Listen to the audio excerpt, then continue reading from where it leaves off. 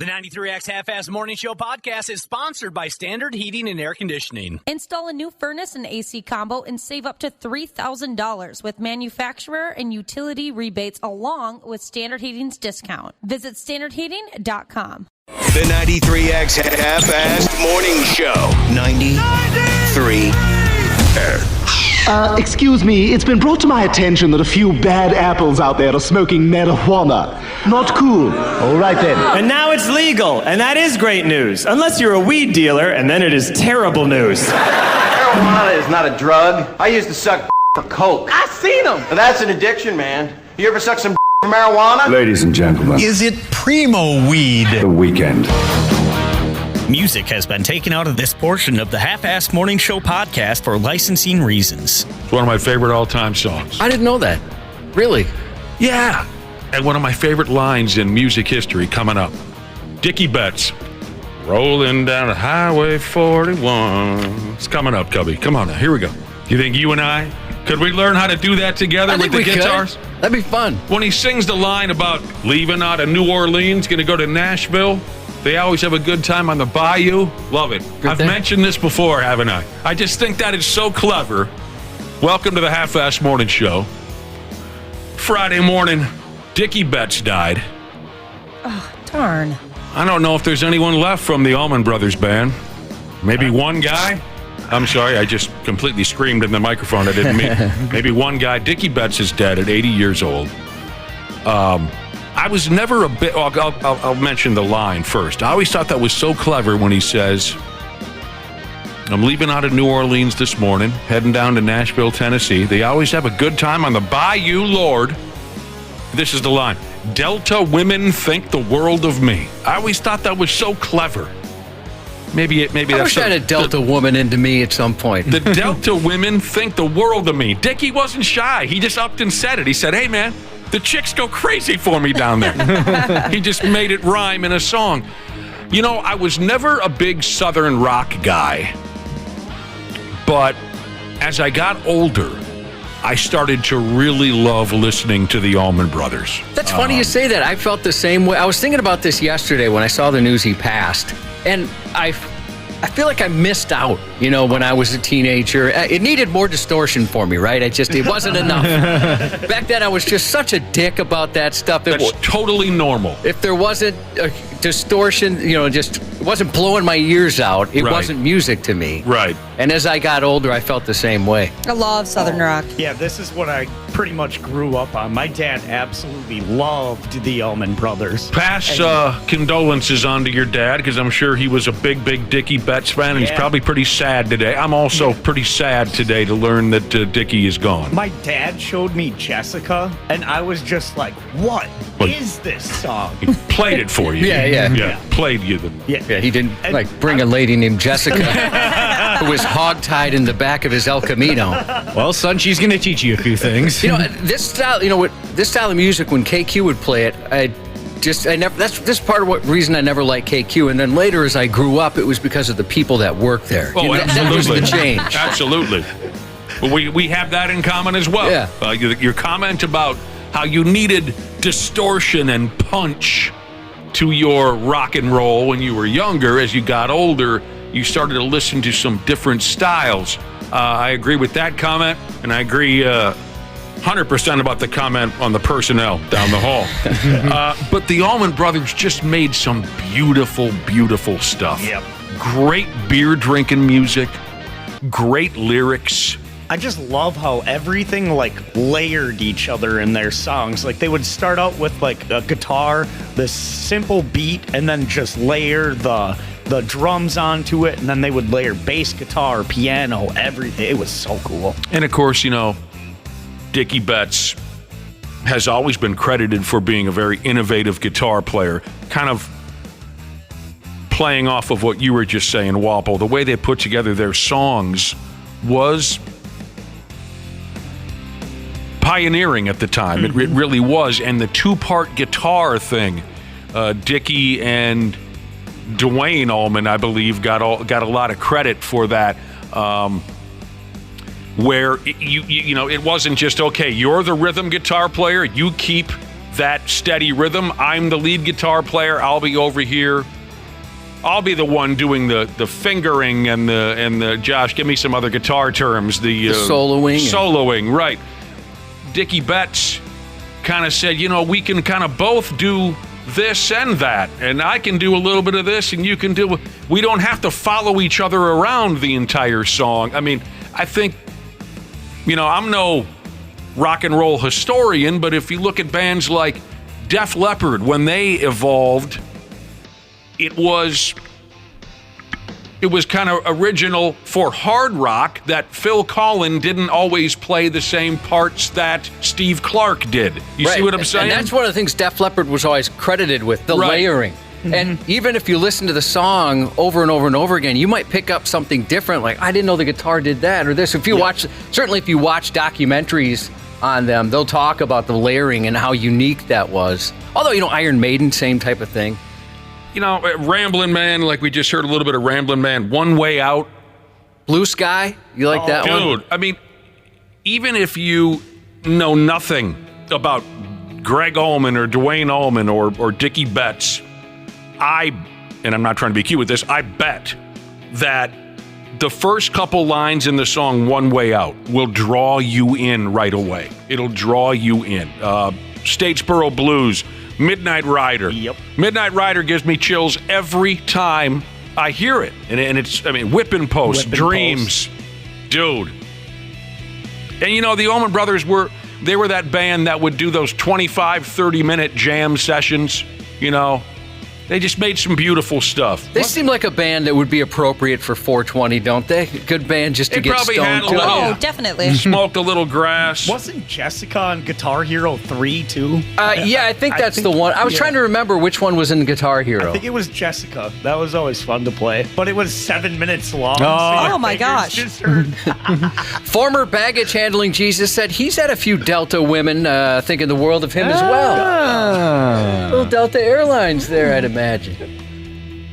And Dickey Betts was the father-in-law of one of our favorite guitar players, Cubby, Frankie Hannon. I love Frank. I was just watching him do a show from maybe a month or two ago. Frank Hannon married one of Dickey Betts' daughters. So, today sucks. Greg Allman passed, 4 or 5 years ago? And, oh, God, maybe even more than that. I can't remember. What was it, 2017, 2018, Greg Allman died? Yeah, was it 2018? One of the big regrets in my life is it had to have been his last tour. 2017, sorry. 2017. I had tickets to go see him here in town. It ended up falling on a Sunday night, and I had to pass because of this miserable, friggin' stupid job. You should have quit. And I missed out on seeing Greg Allman when he was on his way out. But, man, when those guys were young, they were just terrific. Cubby, there's a man down there. If we didn't already say so, he was 80, and he passed from cancer and COPD. Oh. I'd be happy if I made it to 80. Oh, hell yeah. That'd be a great run for me. There's a man down there. Might be your man. Baby, I just don't know. The Brotherhood tells us Guitar Hero 2 is where you could find some Allman Brothers. There you go. Yeah, so here we are on a Friday. Oh, and of course, the 420 gimmick. Here we go again. Today is 419. Tomorrow is 420. Blaze it. I don't know if I can keep my cool on it, Cubby. I don't know if I can hold it. Everybody leave your dank nugs out for Weed Claus in the morning. or Waffle. Or Waffle. We were breaking into people's homes. I don't know if I can. If they leave you mids, you set the house on fire. Do you pay attention on 420, Wapple? I mean, at 420 tomorrow, will you say, let's go for it? The last time we asked you about it, you said you're tired of it. Yeah, I'm pretty tired of it. Yeah, me too. Even so, at 420 tomorrow. If I'm around that time, I'll probably wait until 420. Yeah. Yeah, probably do something Why like not? that. Yeah. Come on, embrace the holiday, Andrew. But it's kind of funny. So anytime I do see 420, I just immediately go back to like middle school days, and I was always like, have to smoke on 420. Oh, definitely. Yeah, you always got like extra high on 420. You had to. You had like a special joint or like a special blunt. Yeah. Yeah, and then back in the day, the holiday actually meant something. Yeah, I used to wear like a weed sweatshirt. Like it had like little weed leaves all over. Like, oh my gosh. Just so Ashley. everybody knew you smoke Yeah, weed. I'm a stoner. Yeah, happy 420. It's been 116 days since I smoked weed. Yeah, Woo. good for you. Do you think tomorrow might bring a relapse? Nah. Or you think, it's just for the holiday? Yeah, it doesn't count. No, Like how calories don't count on Thanksgiving, they say. And then it'll be just on the weekends, only if somebody else brings it. Exactly. It's a slippery slope. And then only at nighttime. Yep. I was looking at the calendar earlier this week, Josh, and I said to myself, oh, nice. 420's on a Saturday. We won't have to talk about it. Oh, I just get so crazy. It makes me crazy. I like marijuana more when it was a dirty little secret. It was fun when it was underground. Not anymore. The last couple of years, we just can't escape it all day, every day. It's just weed. Marijuana sold out and went mainstream, man. Cannabis, dispensary, bong, seeds, edibles, gummies, seltzers, THC, legal, illegal, sativa, indica, weed. I'm sorry I blew up, but I'm at a breaking point. I understand. I'm at a break. What's that, Wapple? It's all good. I know, because you're kind of right there with me. You know what weed has become, and it's not weed's fault. No. We didn't do anything. Weed has become the Kansas City Chiefs. Oh, no. It has. It's the Travis Kelce and Taylor Swift. Yes. Weed has become Patrick Mahomes and Travis Kelce. Had enough of it. I should probably toss this out, though. What up, Doink Gang? Yeah, say hi to your pals in the Doink Gang. I think get me wrong. Weed's more like, to me, it's more like bacon or PBR, or all of a sudden it's like, hey, it's really cool to like this thing, and everyone has to pretend that it's the best thing in the entire world. Hot sauce. But it's funny, you're right, it did used to be... Hot sauce and what? Oh, yeah, the sriracha. Yeah. Like hot sauce blew up and everyone started making it from home, just like when they were brewing beer from home. Oh, God. They're like, okay, bathtub beer, so gross. They're like bathtub hot sauce now. Oh, gross. I'll stick to my Tabasco. I'm good. Oh, man. Yeah, like you were saying, Nick, I mean, when it was... It's crazy how much that's changed. Sex toy is kind of the same thing, right? We're like, if you ever talked about a sex toy, you're looking, maybe somebody's going to throw you in jail. I mean, certainly you're going to get a reputation. Or tattoos were that way, too, at one point. Now they're everywhere. Now everybody has one. And I don't want anyone to get me wrong. I don't care if you smoke yourself blind. I don't care if it's legal, illegal. I wouldn't care if they were handing out bags of weed at my kids' grade school. I just don't think I can talk about it anymore. I think it's kind of funny nowadays to watch everyone's view on it switch, because it seems like the parents that were so against it, they're like, you see them doing it now, and it's like, what the hell? Yep. My dad was never, like, I guess, very anti-weed. Like, no, that's terrible. But he definitely didn't want me smoking when I was, lived in his house. And one of the best thing about getting older is my dad smokes weed now. And I've been out in the garage with him when he has smoked weed before. And I'm like, hey, is that my bowl that I had when I was 15? You kept that, dude? He's using your equipment. Yeah, it's awesome. When I was at one of those dispensaries, I was talking to the guy about it, and he said, honestly, like a lot of our customers are first-timers, parents in their 50s and 60s that don't want their kids to find out because they know how big of a hypocrite they'll sound like if their kids find out that they're now just, throwing in a handful of gummies on a Saturday morning. Little potheads. And now that it's a wide open thing, folks aren't afraid to give it a shot. What's that, Wapple?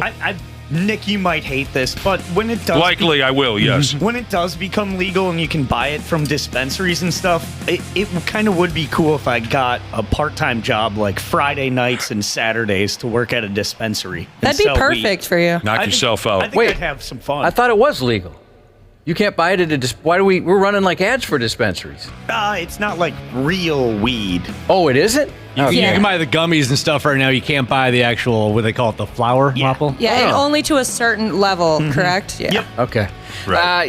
So once it becomes legal, it'll bunch of milligrams you can have. And, This this text, I think, probably sums up how a lot of people feel about it. Go ahead. Thank you. This person says, I'd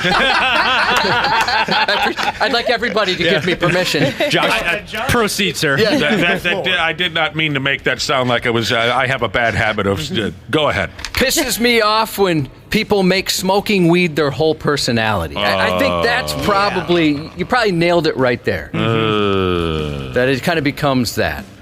But I'm not so stiff that I can't give you a heads up on, I guess there's some events going on today, tomorrow, I don't know. Look it up on your own. You're a grown person. There's a cannabis.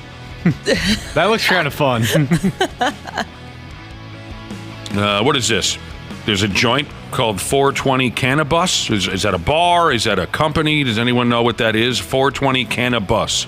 Yeah, I haven't heard of that before until this deal. Look it up. There's a joint called Hook and Ladder Theater and Zen Arcade. Hey, they've partnered up with Jesse Ventura's marijuana flavor. Because everyone has one now. They do. Is that out yet? I know he announced they were going to do it. I have no idea. Jesse Ventura. He's got his own. Hook and Ladder Theater and Zen Arcade. They got live music, stoner bingo, arcade games. Stoner bingo. Takes a while. You're going to want to hold your cards on those bingos. There's a organized hike through the woods put on by Minneapolis Cider Company and Trail Magic. A hike through the woods. A burlesque show is going on at Amsterdam Beer and Hall. Dude. I've never been to a burlesque show. I've always wanted to. They're a good time. Is that where you dressed up in burlesque, Dana? No, that's more of like a drag show, I believe. Oh, okay. Burlesque is like when we had Queenie Von Curves and Sweet Pea in studio. Oh, no, I know what burlesque is. I was just wondering, Dana sent a picture once of him dressed as a woman. Hot Tish. Hot Tish, that was your... It looked beautiful. I disagree. You make the ugliest woman I've ever seen. It burned Josh's. It's burned into his memory now, and it haunts his dreams. Didn't you watch the burlesque shows at the old First Wrestling events, Josh? I've actually never been to one. Oh, I hear you. There's a stand-up comedy show going on at a joint called Grounded Gardens. These are just a few places here in town that are celebrating effing 420. I saw there's a lot of restaurants, fast food places, things like that are offering funny deals. That's cute. $4.20 chicken sandwiches or, things like that. What Munchie packs. Yeah, it was, I want to say it was Tuesday or Wednesday. They were ahead of the time, but Jimmy John's had a 420 pack where they put extra oregano on your sandwich, and then you got a brownie and a pickle with it. Oh, nice. That sounds awesome. Now, on the topic of grass, this is more like it. This is fun. This is very original.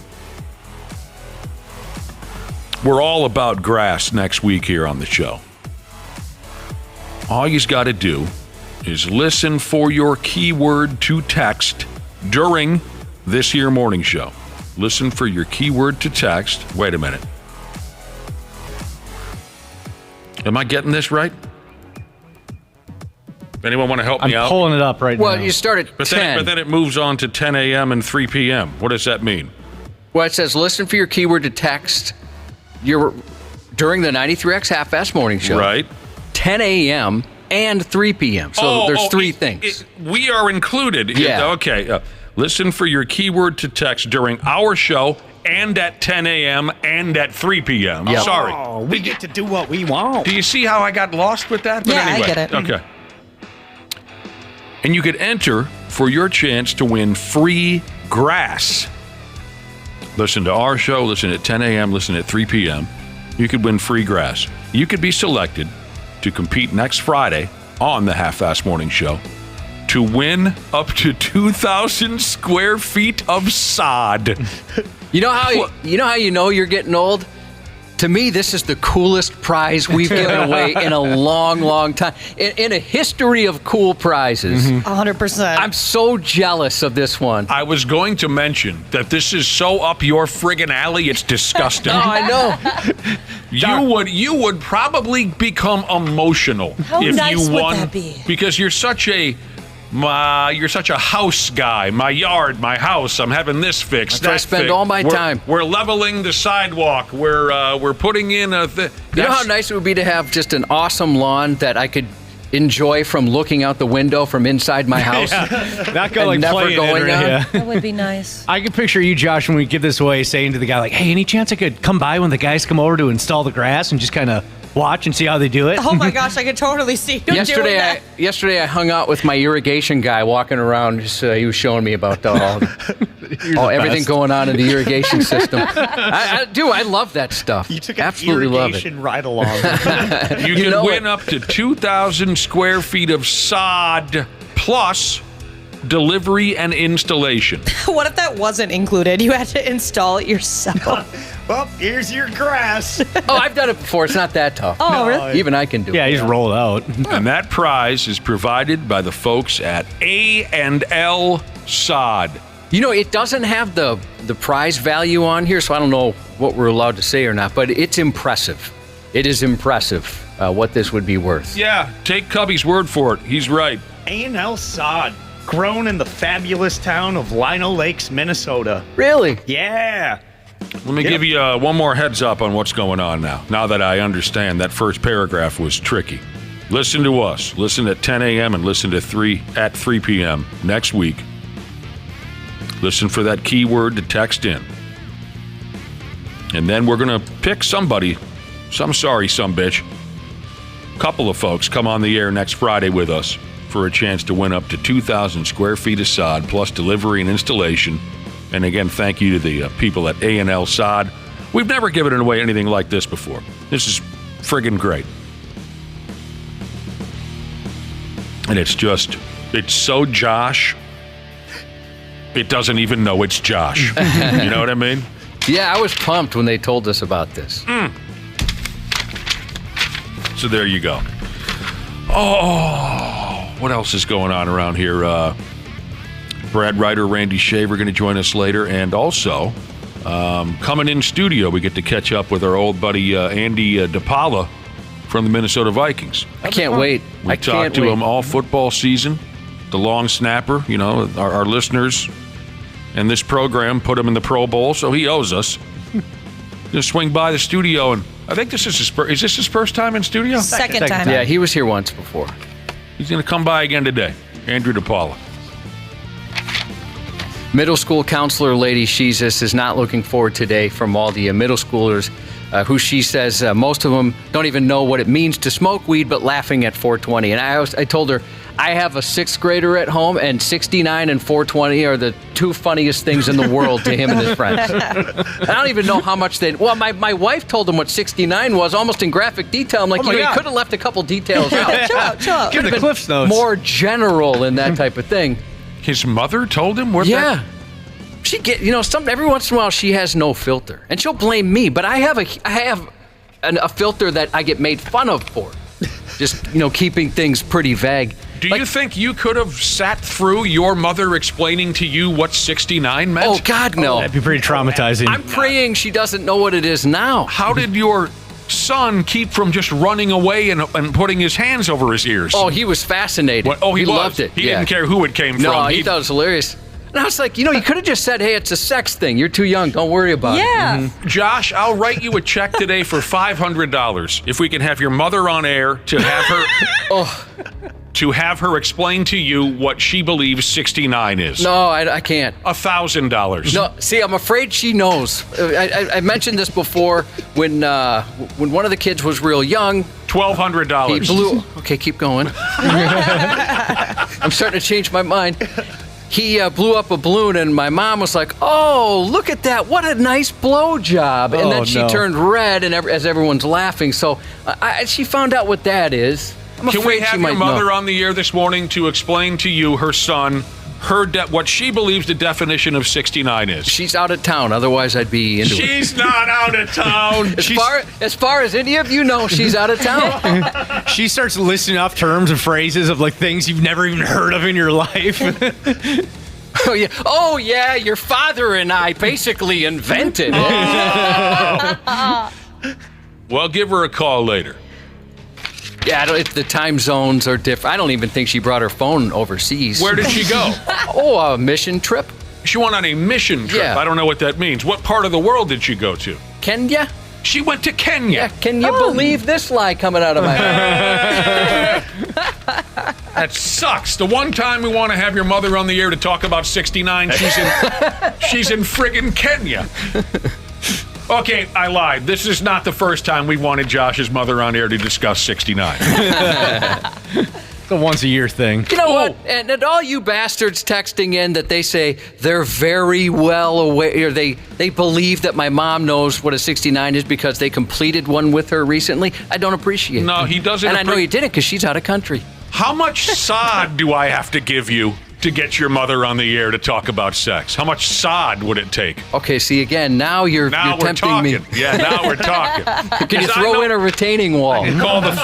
Call the folks over there at A&L Sod. Bug-Eye Wagon Jesus said she's on a mission trip, eh? I always knew she was a missionary gal. Yeah, son of a bitch bastard. All right, we got to get going again. It's a beautiful Friday. Again, our guests later will be Randy Shaver, Brad Ryder, Andrew DePaola. Oh, I think I've covered everything. We'll be back in a few minutes on the Half-Assed Morning Show. 93X presents Half-Assed Morning Show. They're loud, they lose control, they do their little circus act, they're a nuisance.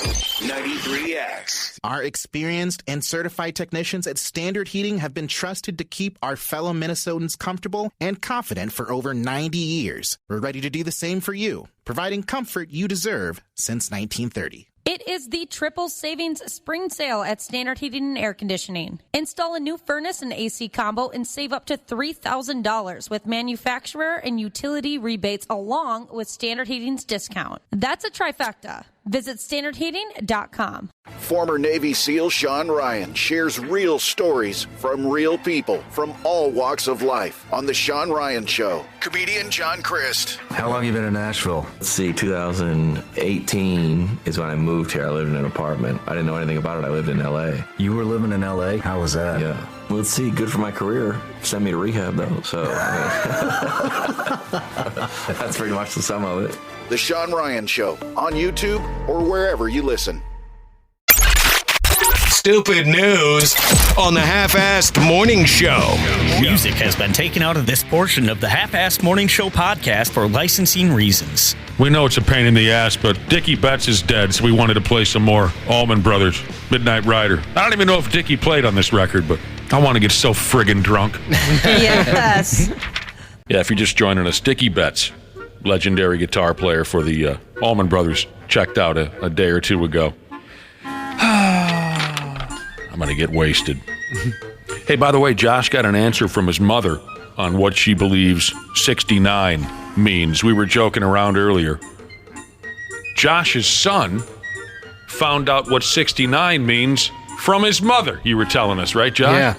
So then I was busting Josh's chops saying, can we get your mother, Josh's mother, on the radio so she can tell you what she believes the definition of 69 is? But she texted. She gave you an answer. She did. She said 69 is the year I graduated high school. There you so go. As far as she knows. There you go. She knows. That's what we were referring to. Crazy. We might she need has to service in Kenya. Wow. Well, yeah, I was wrong. She's going next week. Oh. But she was supposed to go this week, but she has laryngitis, so there's no way she could call in. Oh, gotcha.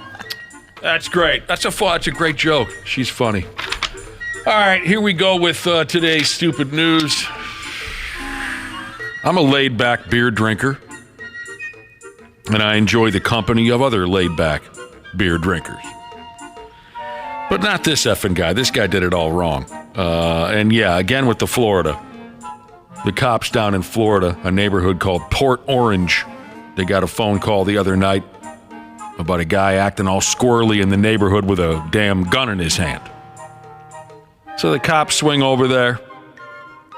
There's some schmuck hanging around. Apparently he goes by the name of Brett McPeak. And he fired a gun.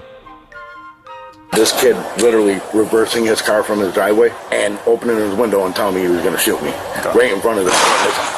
You see what I mean? That was like perfect timing. See? That's a great example of what I'm talking about. Did you hear that gunshot just now? That's what I was referring to. Ridiculous. Fires his weapon. The cops are already there. You heard one of his neighbors is out there talking to I don't know who the hell he was talking to. Was he talking to the cops already? Yeah. All right. So the cops move in closer to this clown. And, again, the name Mick Peak. He's outside the front of his house with a couple of Steve Weisers in his hand. The cop asks the guy, do you have a firearm on you? He says, no. And then he dumps this genius line. This beer is cold, sir. I want to drink it. He just has 2 beers in his hand. This beer is cold, sir. I want to drink it. Come check me. I want to drink this beer. Is that cool? Come check me, he says. I want to drink this beer. Is that cool? He closes out his statement. I haven't done nothing wrong. And I dig that laid-back beer drinker's attitude, but there was no need for the neighborhood handgun pop beforehand. The only pop he needed there was to pop the top. I love that sound. Buddy of mine I used to drink with, that was the way he invited you over to drink. He'd say, hey, want to come over and pop some tops? I like that. Cops took him into custody. You love the sound of a... Oh, yeah. Absolutely love it. I hear it every day when you're blasting through those Mountain Dews. Yeah, I started again. Ooh, I've been dabbling a little bit too. Have you? It happens. Yeah. Back on the addiction. Well, it's only $1.45 a can here, but I digress. In this clip, here's some more of the dude talking. Just to give you a heads up, should you be driving, there's some honking and a car alarm back there. All right, stay right there, all right? Hey, crack this beer. Stay right there. I'm cracking this beer, okay? Hey, I'm cracking it. Hey, he's asking permission, you know. He already fired a gun all willy-nilly in the neighborhood. You'd think he...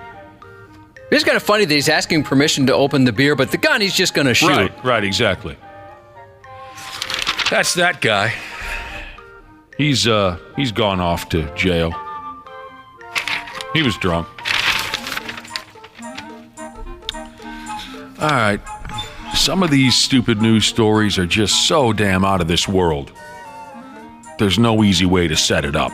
It's better just to dump the headline on you, and we can go from there. So I'm going to let her buck. And I got to warn you, this story gets a little dark. A story from Oklahoma, don't you know? Man found guilty of murdering his pal because he thought his friend planned to feed him to Bigfoot. What drugs? This insanity took place 2 summers ago, and the nightmare is now getting sorted out in a court of law. In July of 20 plus 22, a 55-year-old fella by the name of Larry Sanders was noodling with his high school buddy, fishing for catfish by hand, noodling. So there's Larry, he's got his high school buddy there, Jimmy, and the two of them are noodling. Are you ready for this? Now, Sanders claims to have spotted a 12-foot tall Sasquatch walking around downstream. Now, it just so happens that the two bros got into an argument around the same time. And when Jimmy shouted at Larry, Larry thought he was summoning Bigfoot to come over and eat him. Oh, boy. But then Larry also said that he thought his friend Jimmy was planning on drowning him and then floating his body downstream to feed to Bigfoot. Either way, Larry was convinced that his buddy Jimmy and Bigfoot were working together that day to kill him dead. A brawl between the two guys breaks out, and Larry strangles Jimmy out until he turned blue and died. This is so bizarre. After the deal went down, Larry told police that a tribe of Bigfoot watched him kill Jimmy. He said after he had killed Jimmy, he raised his hands in victory to show the Bigfoots that he'd won the fight. He showed him. Now, Larry's attorneys had planned to use an insanity defense, but they scrapped that plan after Larry was shown to understand the difference between right and wrong. I'm not sure what to make of that. How do you imagine things like that and you're not insane? So my next assumption would be that this Larry guy's brain was completely blasted beyond repair on effing bathtub drugs. And I think they did. Did they not find some meth rocks on him or something like that? Yeah, they said his lawyers were going to say he was suffering methamphetamine-induced psychosis. They were going to say methamphetamine-induced. Yeah, so the meth that he was using caused him to go goofy. Well, Larry's now facing life without parole. Woo-wee. Yeah, how do you defend against something like that if you're just a person around an individual who's that cooked and believes something like that? He's seeing Bigfoot characters in the woods. He thinks that they're there to kill him. He thinks that his friend is going to assist the Bigfoots in killing him. By God. I mean, he did start his day by deciding to go out and catch catfish with his bare hands. Well, what's wrong with noodling? I don't think I could do that. Well, it's because you're SAWFT soft. Yeah, that is true. Yeah, I've got some buddies that noodle. Do they? It scares me when I watch those videos. I could never do that. Such a handsome fish, the catfish. Yeah, just beautiful. Gross. Yeah, it is. At first I bet it's a little unnerving to hear those sumbitches,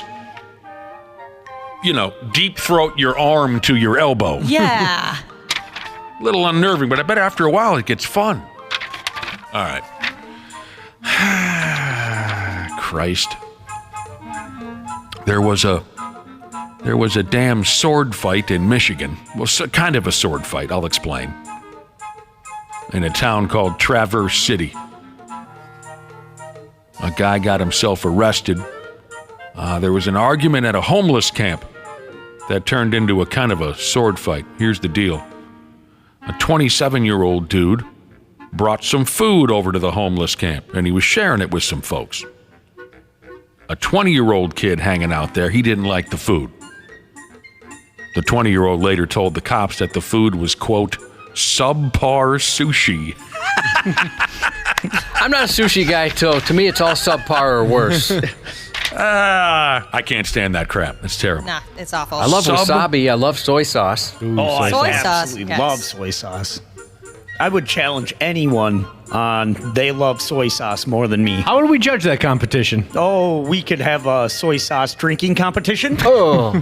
Look at your sodium in for the rest of the year. Oh, For yeah. the rest of your life. And then I'll follow it up with a pickle. Just even more.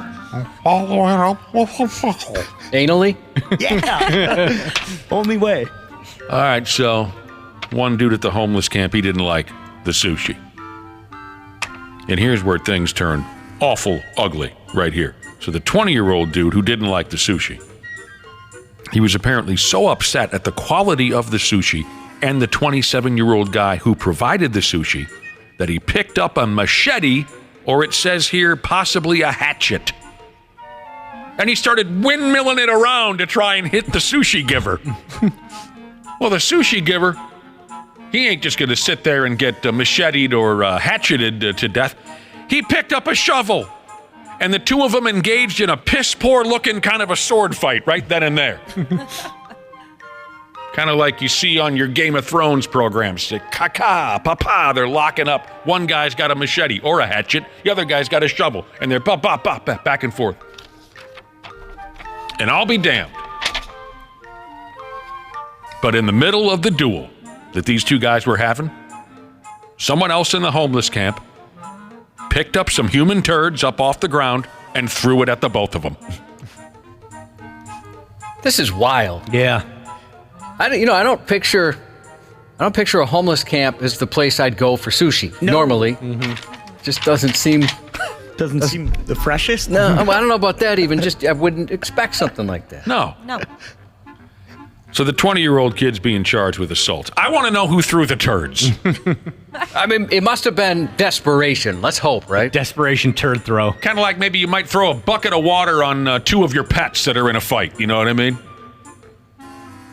Maybe you don't know what I mean. I've never had more than one pet. Who threw the turds? I didn't see any of that when I went on a little mini vacation to Traverse City. I kind of feel like I've been cheated. You went on a mini vacation to Traverse City where this story came from. Yeah, I did. It was actually like I went on a solo trip to there. What, like a darkness retreat? Or No, I just like decided. Why there? Like 2-3 years ago. I've always heard that Michigan was pretty, and also at the time I was smoking weed, and weed was legal there. Oh, well, you should have led with that. You drove by yourself to Michigan just to be in a place where weed was legal? That was about 50% of the reason. Okay, well that's enough of a percentage to where I might want to ask you some further questions. Yeah, were you having trouble getting weed here? No. Also, you couldn't go to Chicago at that time? Michigan's cooler. Why'd you choose there? Dude, I don't even know if we want to go any further with this. I got to figure this out. This is like a math problem. This is one of the weirdest effing stories I've ever heard anyone tell on the radio.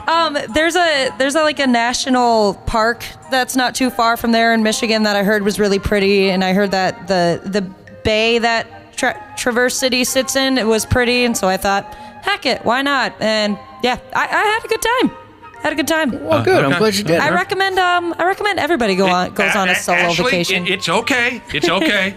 You know, I'm starting to suspect she went to this place in her mind. I think you got so messed up on something. I remember you going on that trip, Ashley. Yeah. What the hell is the matter with you?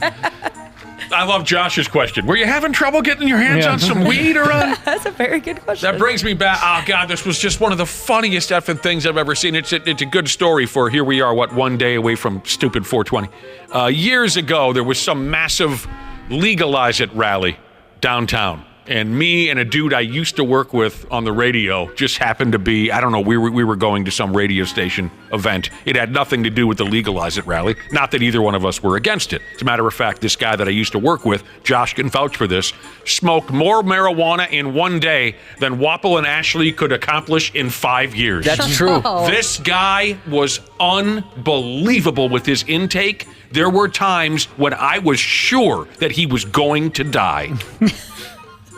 Yeah, he seemed to be one of you knew him much better than I did, but one of those guys that would almost have to be high. Like, my God. I don't know, would be, is anxiety the right word, or how would you? I don't know, because he was a very confident guy. Yeah, he definitely was. It mellowed him out in some way. That could have been it, because he could run hot. I mean, I've told you the stories about this guy.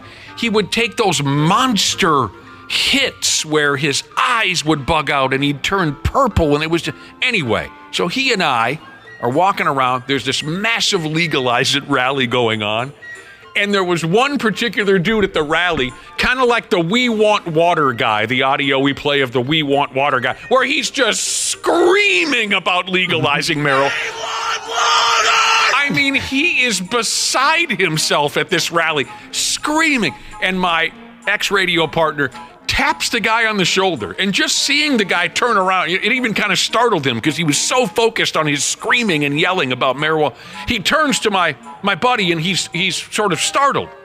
And my buddy, as calm as can be, and as monotone as can be, he says, "What are you having trouble getting your hands on some weed? Because I could get some weed for you in like 20 minutes." And the dude was so confused. I mean, you had to be. The look on his face was just. Josh, I remember you telling a similar story too, and you were offered a medical marijuana card, and you don't smoke weed. You're like, no, I don't need that. And your friends were like, dude, you should have gotten. You could have gotten us weed. And you told them, like, are you seriously having trouble in the year whatever getting marijuana? I got so much crap for that. Yeah, I got a ton of crap for turning that down. I mean, and this is way before it was anywhere close to legal, when they first started the medical marijuana stuff, like you said. But you could still, anybody who wanted it could probably find a way to get marijuana still at that time. I was told, yeah. Go back as far as you can think. Mm-hmm. But I was told, I don't know, I get confused by potency and all this kind of stuff, that it's different. Oh, I was told it's a lot different than what like Wapple smokes 4 times a day. Yeah, it's like that one time I drove to Vegas all by myself just because I wanted to be in a place where prostitution was legal, you know? And, all right. After reading this story here, next up in the stupid news, one of you needs to go ahead and get a massive parasite living in your body. I'm tired of just reading about it. One of you needs to get a parasite in your body because this stuff sounds like something I want to see firsthand. A big, fat, juicy parasite was living in a lady's eye for 2 years. Nope. Ow. Will one of you do me this favor? Not the eye. Maybe a tapeworm. Yeah, I could do that for you, but nothing in my eyes. It's a start. A big, fat-ass, juicy, 3-4 foot long parasite was living in a lady's eye for 2 years. And the doctors said it was likely because of all the contaminated crocodile meat she was eating. What? Never had crocodile. You got to get crocodile meat from a reputable source. You got to get contaminated crocodile meat. That's where the flavor comes in. You've never had the crocodile at the state fair, Josh? Well, I've had alligator at the state fair. Oh, it's okay. I've never had. Do they have crocodile there? No, I was thinking alligator. So this parasite was living and growing comfortably in the moist and warm softness of this gal's left eye socket. It pooped and peed in there whenever it wanted to. It swam around a little bit. This gal is 28 years old. She lives in the Congo, which sounds like a place where you're bound to get deadly sick in a matter of minutes. Doctors pulled the parasite out of her skull and then put it on a hook, and they went fishing. No, I don't know what the hell they did. They boot-heeled it. Humans can catch these parasites. Remember this now. When you whichever one of you finally wants to do me the ultimate favor and get a parasite. Humans can catch these parasites by eating undercooked meat from infected snakes. We don't do much of that around here. Eat snakes, do we? Not that I know of. This gal ate a lot of crocodile carcass out there in the godforsaken Congo. They think she ate some delicious crocodile meat that was stuffed with parasite eggs. She just thought it was some special sauce, she said. Oh, boy. She thought it was hollandaise sauce. Oh. The parasite's in there. That's what she... Is that custard? Oh. Doctors in the Congo are trying to talk folks into laying off eating undercooked reptile meat. What is going on? That's a PSA I want to see. It's an uphill battle. They're trying to talk these folks out. Hey, lay off on eating undercooked reptile meat, but trust me, I'm a doctor. Cook your meat. But it's so good. Well, we know it's good. Man, are we some lucky bastards around here. We don't have to eat undercooked. We don't have to eat undercooked snake meat with a parasite egg-filled stuffed crust surprise in it. We just hit up a Hardee's. Don't you feel lucky for that reason, Josh? Oh, yeah, all the time. I think about that kind of thing for sure. What is that? What else? I mean, I recognize that this is undercooked snake meat, but what's the kind of juicy surprise in the middle? It's like a gusher. It's chewy and it's looking at me. Those are parasite eggs. Ooh, They're a delicacy in some countries. I like how they just pop in your mouth. Gosh. Waffle stop. Delivery driver Shiza says text in to say she's currently tossing her breakfast out the window. I remember as a kid, I was terrified I had a tapeworm because I've always been a big eater. And my uncles would say, Jesus, you got a tapeworm? And when they told me what it was, like it was eating all my food, I started to wonder if I had a tapeworm. I remember being like very afraid of getting a tapeworm because when I was way too young, me and my parents watched a documentary about somebody who had a tapeworm, and it was like very descriptive of like how they figured out they had a tapeworm and all that. And I feel you, Josh. I was terrified for like years. You were probably at that impressionable age where every single day, every single thing you felt, you were convinced it was a tapeworm. Oh, yeah. I was convinced they were way more common than they are. And I've heard, how long they can get, and I picture just like somebody, like a magician pulling scarves out of the top hat, just pulling that thing out of there. Yes. Oh, it disgusts me. I currently have a tapeworm. You do? Yes, Have you named I do. it? I named it Wormser. Oh, cute. What happened was was I ran into an old high school buddy of mine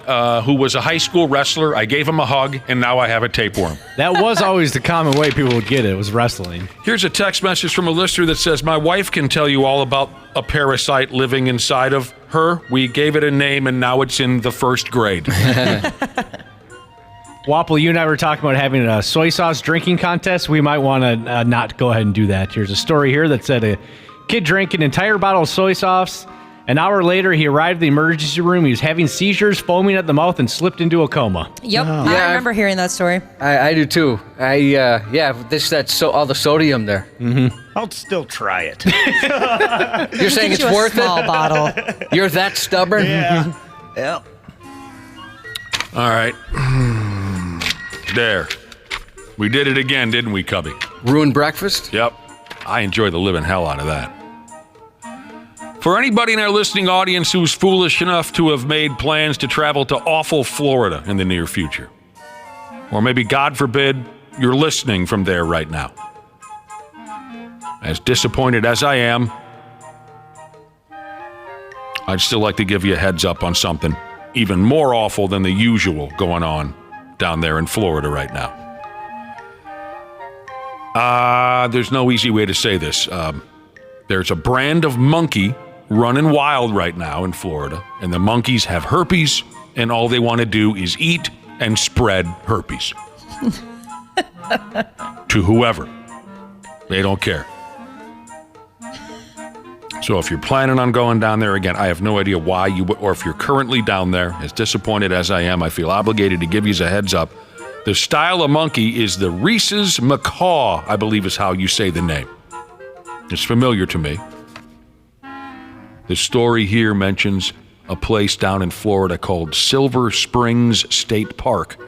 There's a pile of monkeys hanging around there, but they're more or less everywhere. A bunch of these Rhesus macaw monkeys have tested positive for herpes. Oh, those are the angry-looking ones. Angry-looking herpes? The angry-looking monkeys. Angry-looking monkeys. Yeah. Other than the obvious negatives of catching herpes, imagine explaining to your bros at the local beer hall that you caught herpes from a monkey. Or your significant other. No matter how many times you explain to the boys that you caught the herpes from a monkey in a non-sexual way, they're never going to believe you. And you're going to be the monkey effer at your neighborhood bar until the day that you die. Here he comes again. Who's that? Monkey effer? No, dude, I didn't bang a monkey. It scratched my face. I was down in Florida. They all have herpes. Whatever you say, monkey effer. Here he comes, walking down the street. He gets the funniest looks from everyone he meets. Hey, it's the monkey effer. People say he monkeys around. He's too busy banging monkeys to put anybody down. Davy Jones, Mickey Dolenz, Mike Nesmith, Peter Tork, 1966. All right, so the herpy monkeys, they can pass that action on. They can pass it on to you real quick. If they up and bite you, if they scratch you, if they spit at you, monkey spit can pass herpes over your way. It says here that herpy monkeys get aggressive if you feed them, so don't be tossing them the last of your nachos or whatever down there. Oh, you think that would make them calm? No, it pisses it. They get crazy. I mean, they enjoy it, but it makes them crazy. It's like when you give your dog, a treat. He gets all hyped up. Yep, that's true. Wants more. Mm-hmm. If you don't have more, they get pissed. The wildlife control people down there in Florida, they're trying to catch the herpy monkeys, but those bastards are they're quick as a hiccup. They did dump one more piece of general Florida herpy monkey advice out for folks in this here article. Says here, keep your kids away. There's nothing a herpy monkey enjoys more than kicking a kid's ass. No. They love to whoop a kid's ass. Oh, going after the kids? They do. They do. I think it's like because they're similar size. Yeah. Oh, gosh. Keep your kids in the car because a monkey loves to whoop a kid's ass. So they say, other than that, just run like hell. Boy, thinking about just having herpes, that'd be awful, right? I know you can manage it, but still, you just want to get it the fun way, like the best session you've ever had. Sure. Just you look back and go, okay, that was pretty cool. Sucks I got, we're not talking hemorrhoids, sucks I got herpes, but that was pretty cool. Yeah, if you get it from a monkey, you're like, I wasted the herpes. That was a bad herpes decision. Yeah, that's one of the worst ways you can get it. Mm-hmm. You want to be banging. Just a herpes throwing monkey. Chucking herpes at you. You're sitting on the sidewalk in Florida. A little herpes monkey runs up your leg and just pulls on your lower lip. You know, oh, what the hell was that? He runs away. What the hell was that? It's over already. You got monkey herpes. He just takes his little dirty hand and just pulls on your. What the hell was that? Where did he come Hey, from? at least give me an orgasm. Where are you going? He walks up, puts his finger in your ear. That's all it takes. He's just digging in his little monkey undies and whipping herpes at you left and right. Well, here's a question: who gave the monkeys herpes? I don't know. They gave it to themselves. Oh, that is a good question. Seems like there's a your mom joke in there somewhere. They gave it to them damn selves. That's how it starts. All right, we got to get out of here in a minute. Real quick, we have the pictures of this up on our website. The kid who swallowed a quarter. No, I didn't get those. That was like last week when we were first going to do it. Oh, okay. I'll move it up on the bump website. It up. You might want to check out the pictures here. The doctors who handled this situation, they all seem to think it was a unique deal. A teenage kid in California, he swallowed a quarter, and it wound up getting jammed sideways in his air passage like a coin in a slot machine. Yeah, it's kind of a fun picture. 14-year-old kid, he accidentally gutted a quarter. Doctors got him high on anesthesia. They snatched the quarter up out of the kid's windpipe. Kid was fine. He got his quarter back. Oh, good. That's good. Oh, that picture is gnarly. Well, wouldn't it be funny if you're the doctor just to give the kid 2 dimes and a nickel? Like, we don't know how it happened. Medical miracle. You made change, son. That would be funny. Coins are the most common inedible object swallowed by kids. You know what's in second place? Number 1, coins are the most common inedible object swallowed by kids. Second place, boogers. Sports on the 93X Half-Assed Morning Show. Coach and I haven't sat down and gone through the final board yet. I dig this riff, by the way, Josh. Where'd you find this? This one? Yeah. Just a generic bed we license, keep on the podcast. I like it. All right. Another one of these deals where everyone assumes someone farted on live television, right? Well, yep. Who is He's this guy? the Jaguars GM. Right.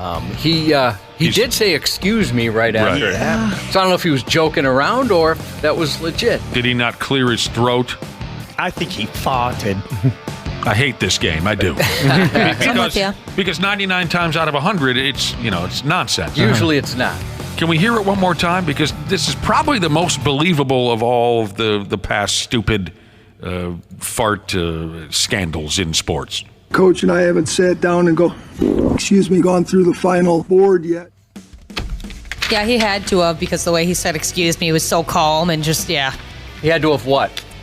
No. Oh, well, I wasn't trying to get you to say it because What? The idea of was it a throat clearing or a gas passing came in. So you're saying it was the latter. Gas passing, yes. Gotcha. Yeah, I guess it could have been a throat noise. A guttural? Yeah. It didn't look like it, but maybe it was. That'd be an impressive throat noise. He didn't fart.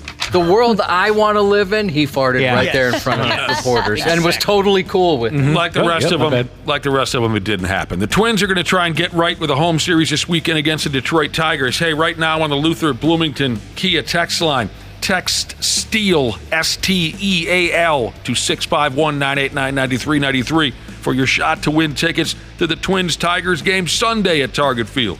I'll be there tonight. I'm pretty excited. Oh, that'll be fun. We're trying to focus on the listeners here, Ashley. We're trying to get you don't have to always be prize furnished by the Minnesota Twins. Sunday's game, again, the word is STEAL, 651-989-9393. STEAL is in the baseball term. Oh, I typed the metal term. Don't do the metal term. No, Wapple. No, STEAL. Maybe they'll be looking at a series sweep. You never know. Lots going on this weekend with the Timberwolves. Pigs had their final. Coming up in a half hour, Randy Shaver, Brad Ryder. And this is kind of special if you didn't hear it already, if you didn't hear us talk about it earlier. Our old friend Andrew DePaola, long snapper for the Minnesota Vikings, is going to stop by and visit with us this morning. It's a lot of fun to hang out with that dude. We will be back in a minute with Josh's news report. Half-assed morning show.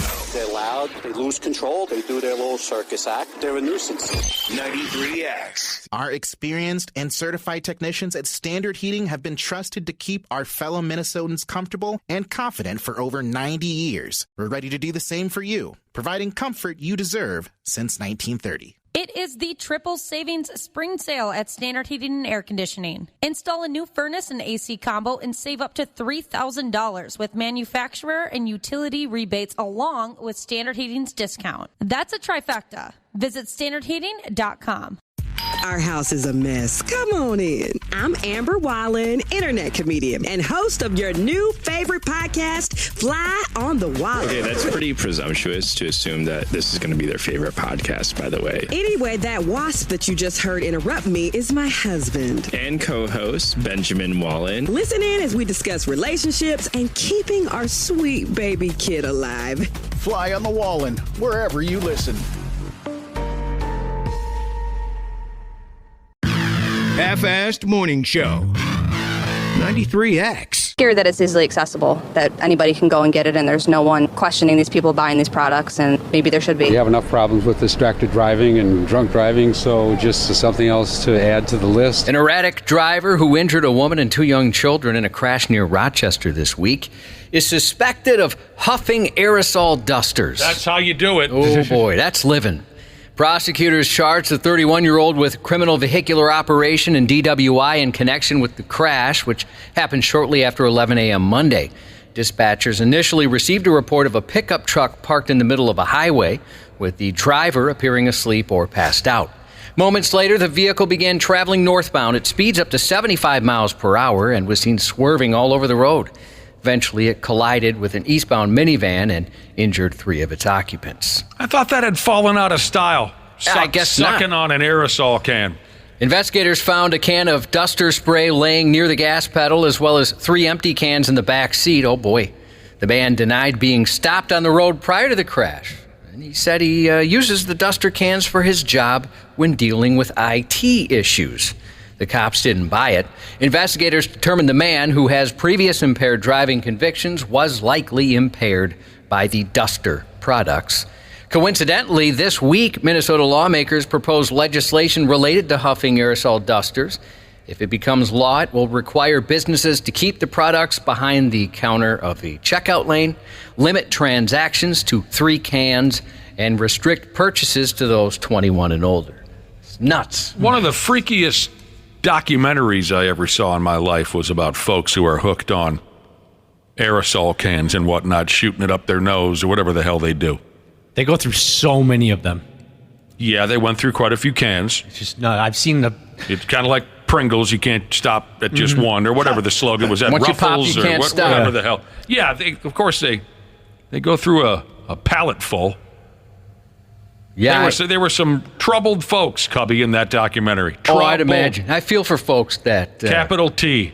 This is where they're at in life. You know, like you watch enough cops, you see the dudes huffing the spray paint cans, and they've got like a gold ring around their mouths, and they claim, I'm not doing anything. I know what you're talking about. Yeah, it's very sad.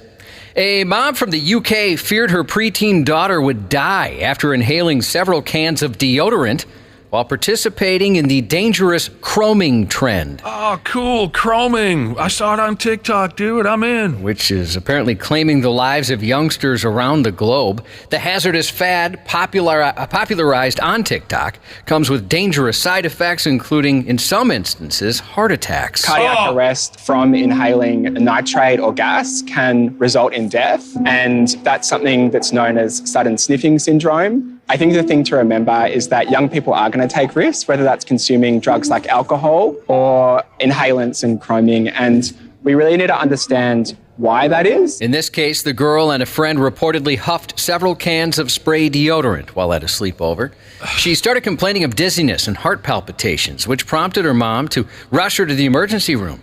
She reportedly suffered from a litany of symptoms, including severe diarrhea, sulfuric burps, And a sensation, everything was in slow motion. God dang. She also vomited for nearly 2 weeks straight. Oh my gosh. The girl's mom is using the experience as a cautionary tale on the perils of chroming and the social media sites that allow challenges like this on their platforms. And it turns out we're just as dumb here in the States.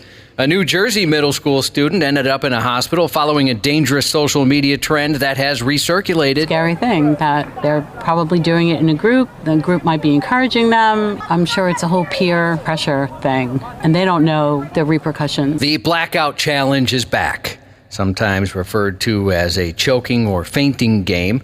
It's where dumb people hold their breath until they black out to obtain a brief high. Somebody sell these kids some weed.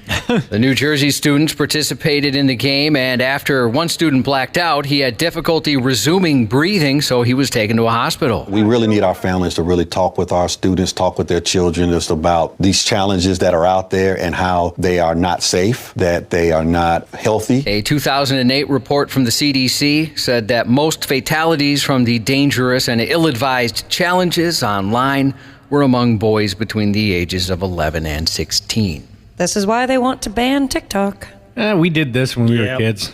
I think we even called without TikTok. I think we called it the space You huffed? monkey. What? No, the blackout challenge. You did, really? Kids would do it. I never did, but kids would do it. They'd go in the bathroom, they'd choke each other until they passed out. Oh my gosh, that was not a thing in my school. I think they called it the space monkey or something like that.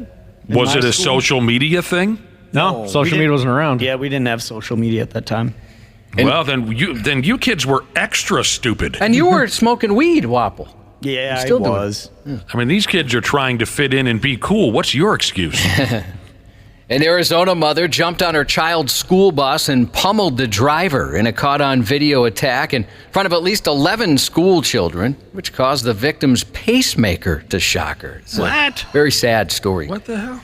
The 64-year-old victim, who was traumatized, said as soon as she pulled up to one of the bus stops in Mesa, Arizona, shortly after 2 p.m. last Thursday, 27-year-old Hermani Gilda Marquez approached the door and began yelling at her, accusing the driver of saying things about her daughter. The driver was a substitute filling in that day and had never met her daughter. She said she didn't even know Marquez or the daughter and reportedly told the suspect she hadn't said anything to anyone. That's when Marquez snapped and attacked, and it was brutal. According to Mesa PD, video from the bus shows Marquez attacking the 64-year-old bus driver, hitting her in the head, and then pulling her hair. Fortunately, the victim's seatbelt prevented her from being dragged away, as the mother was trying to do, and she used a radio to call for help as Marquez drove off. Breaker 19, I'm taking a beating. After the assault, the victim said her pacemaker started to shock her, and she required medical attention for various injuries. The maniac Mesa mother was arrested on Wednesday. She sounds like she's doing real well, that mother. Yeah, and they showed her the video saying, well, yeah, we got you on video doing it, and she showed no emotion, cop said. Didn't seem remorseful, nothing. That's sick. More bad bus business, this time in the state of Virginia, where 3 people, including 2 kids, were taken to the hospital yesterday morning following a school bus crash into the Virginia Department of Motor Vehicles. The school bus driver swerved off the road and hit the building after a second vehicle failed to yield. The bus driver was taken to the hospital along with 2 children. The driver of the second vehicle was given a ticket. Customers who had appointments at the DMV showed up yesterday confused as to why the building had been shut down, not realizing there's a bus half in it. Randy didn't get caught up in that one, did he? No, Randy was uninvolved. All right. A different state. A viral video showing Florida officers participating in what some are describing as a race between each other caught the attention of the police department.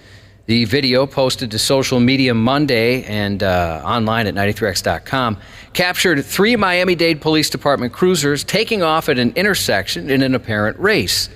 The police cruiser's tires could be heard screeching as soon as the light turned green. You got the Charger versus the Ford versus the other Ford. You see, telling them out the window, you ready? When the light go green. See the police doing ahead now. And there they go. Miami-Dade police officials confirmed they're working to identify the officers involved and, quote, appropriate administrative action will be coming. Who won? But, the video cut off. At least the one I saw, I didn't see who won. It wasn't as fast as I had hoped. No, it wasn't. I even wondered, is that really a race? But they're calling it a race, and the cops are saying, yeah, we think it was a race, so I guess it was. Tomorrow is 420, and not only that, it's also a palindrome, meaning it's 4/20/24, and the same in reverse. That won't happen again for another 1,000 years until April 20th of 3024. Tomorrow actually begins a 10-day stretch of palindrome dates, which continue through Monday, April 29th. Palindrome dates are said to be lucky because they're considered rare. Dickey Betts, the longtime guitarist from the Allman Brothers Band, has died. The musician's loved ones announced the sad news yesterday, saying he passed away at the age of 80 at his home in Florida. He had cancer and chronic obstructive pulmonary disease. His last few years were marred with ailments. He had mild strokes in 2019 and was recovering when he fell and hit his head while playing with his dog the following month. That was a bad fall. It caused a brain bleed, forcing him to undergo surgery. He was one of the founding members of the Allman Brothers Band, helping write some of their biggest songs, including In Memory of Elizabeth Reed, Jessica, Blue Sky, Revival, and Ramblin' Man. Betts, a Florida native born in West Palm Beach, became the band's de facto lead guitarist and frontman following the death of Dwayne Allman in 1971. The band would break up and regroup multiple times throughout the 70s and 80s, leading to a career rebirth in the 90s before he parted ways with the Allmans one last time in 2000. The Allman Brothers were inducted into the Rock and Roll Hall of Fame in 1995 and received a Lifetime Achievement Grammy in 2012. Yeah, they put together some beautiful stuff, Cubby. They did. And, we were talking about it earlier. I didn't appreciate it until I was older. Mm-hmm. New music from our notable new releases post on 93x.com this week includes British guitarist Billy Morrison's third solo album, The Morrison Project, his first since 2015. The new collection features appearances from John Five, Al Jorgensen from Ministry, Corey Taylor, Steve Vai, Billy Idol, and Ozzy Osbourne, and more. And if you walk by our boss's office today, I'd imagine he'll be 3 gummies in listening to the new one from Pearl Jam, Dark Matter. The title track for Dark Matter, Pearl Jam's 12th studio album, is a #1 hit. Now in theaters, Abigail, a horror thriller about a group of criminals who kidnap the daughter of a powerful figure in the underworld, only to discover they unwittingly captured Dracula's daughter. Also in theaters, Henry Cavill, Reacher's Alan Ritchson, and Carrie Elways in The Ministry of Ungentlemanly Warfare. Billed as a true story about a secret British World War II organization, the action comedy is about a guy who gets recruited to lead Britain's first Special Forces mission to try and stop Hitler during World War II. Now streaming on Netflix, Rebel Moon Part 2, The Scar Giver, the second half of Zack Snyder's space drama about warriors taking a stand to fight against an interstellar empire. And Sunday night on A&E and streaming on Peacock, WWE Rivals, Hulk Hogan versus Macho Man Randy Savage. That stuff was so silly when you look back. Yeah. I still want to watch it Sunday night. Watching it. Yeah, me too. Congratulations to the Math and Science Club at Minnetonka Middle School East, headed to Washington, D.C. next week to compete in the National Science Bowl Finals. This text is giving a shout out to all the, quote, bastards headed up to Camp Ripley for drill this weekend. Bush Light Head for the Mountains trucker Jesus congratulates his wife on her last day running a daycare after 25 years. Shout out to the gang at Innovative Irrigation Solutions, 2024's hottest bods in the irrigation business. Happy 44th wedding anniversary to the wonderful parents of Show Your Boobs, Win a Balloon Jesus. R6 Jesus wants to give a birthday shout out to his buddy Bushman. Happy birthday to the ever lovely Miss Levon from Blondes or Just for Practice Jesus. Happy birthday to our buddy Linoleum DJ Jesus. Happy birthday to Emily from Dad. Happy birthday to our former co-worker and friend who, no matter what anybody says, we love and miss, Ross. Happy birthday to you, buddy. And happy birthday to my Uncle Dan, who's got one tomorrow, and that's 93X News. Care 11's Randy Shaver. He's a pay-per-view turd. On the Half-Assed Morning Show. A matter of command, location, anything specific? No, I thought it generally sucked. I didn't think it was a specific suck. I thought it was like an all-encompassing type of suck. So, we're going to try and rectify that. But for right now, I'm going to be pretty pissed about it. Where do you kind of go from here? Is it looking at tape? Is it going through mechanics? Where do you kind of go from here? You tell me. I've tried that. If you got an answer, I'd love to hear. Just, not going to let it beat me up for, I'll maybe give it till 10. It's 9:44 right now. We'll give it 16 minutes of sulk, and then we'll, get back on the bump and figure it out. That dude's he's kind of become the go-to big league soundbite. Pete Fairbanks, a relief pitcher for the Tampa Bay Rays, talking about his performance the other night. He ended up summing it up by calling it an all-encompassing type of suck. I love that guy. He's very funny, very deadpan. His facial expressions, they really add to it, too. Keep an eye out for that sumbitch. All right, so here we go. We're feeling pretty good so far. Randy Shaver and Brad Ryder, you fellas doing all right so far? I'm doing great. Yes. Are you doing well, Randy? I'm doing just fine. I dumped Fairbanks a long time ago in my fantasy baseball leagues, and it was the best move I've made all year. Randy's back to normal, and he's talking about fantasy baseball. Yeah, Brad hasn't had a chance to talk to you since you damn near died the other day. Got news for you boys. Yep. We're putting today's dad fights on hold. Oh, boy. Okay. It's because Randy's in a slump, so we got to give him the week off. I never asked for this. It's not, I'm ready to go. Yeah, you won't mind when you find out why. We wanted to make some time for our in-studio guest making his second visit to our garbage radio station, Vikings long snapper, pro bowler, entrepreneur, Andrew DePaola. Welcome back to the show, Andrew. Good morning, guys. Thanks for having me again. Well, good morning. I love having you in studio. Did you bring bagels?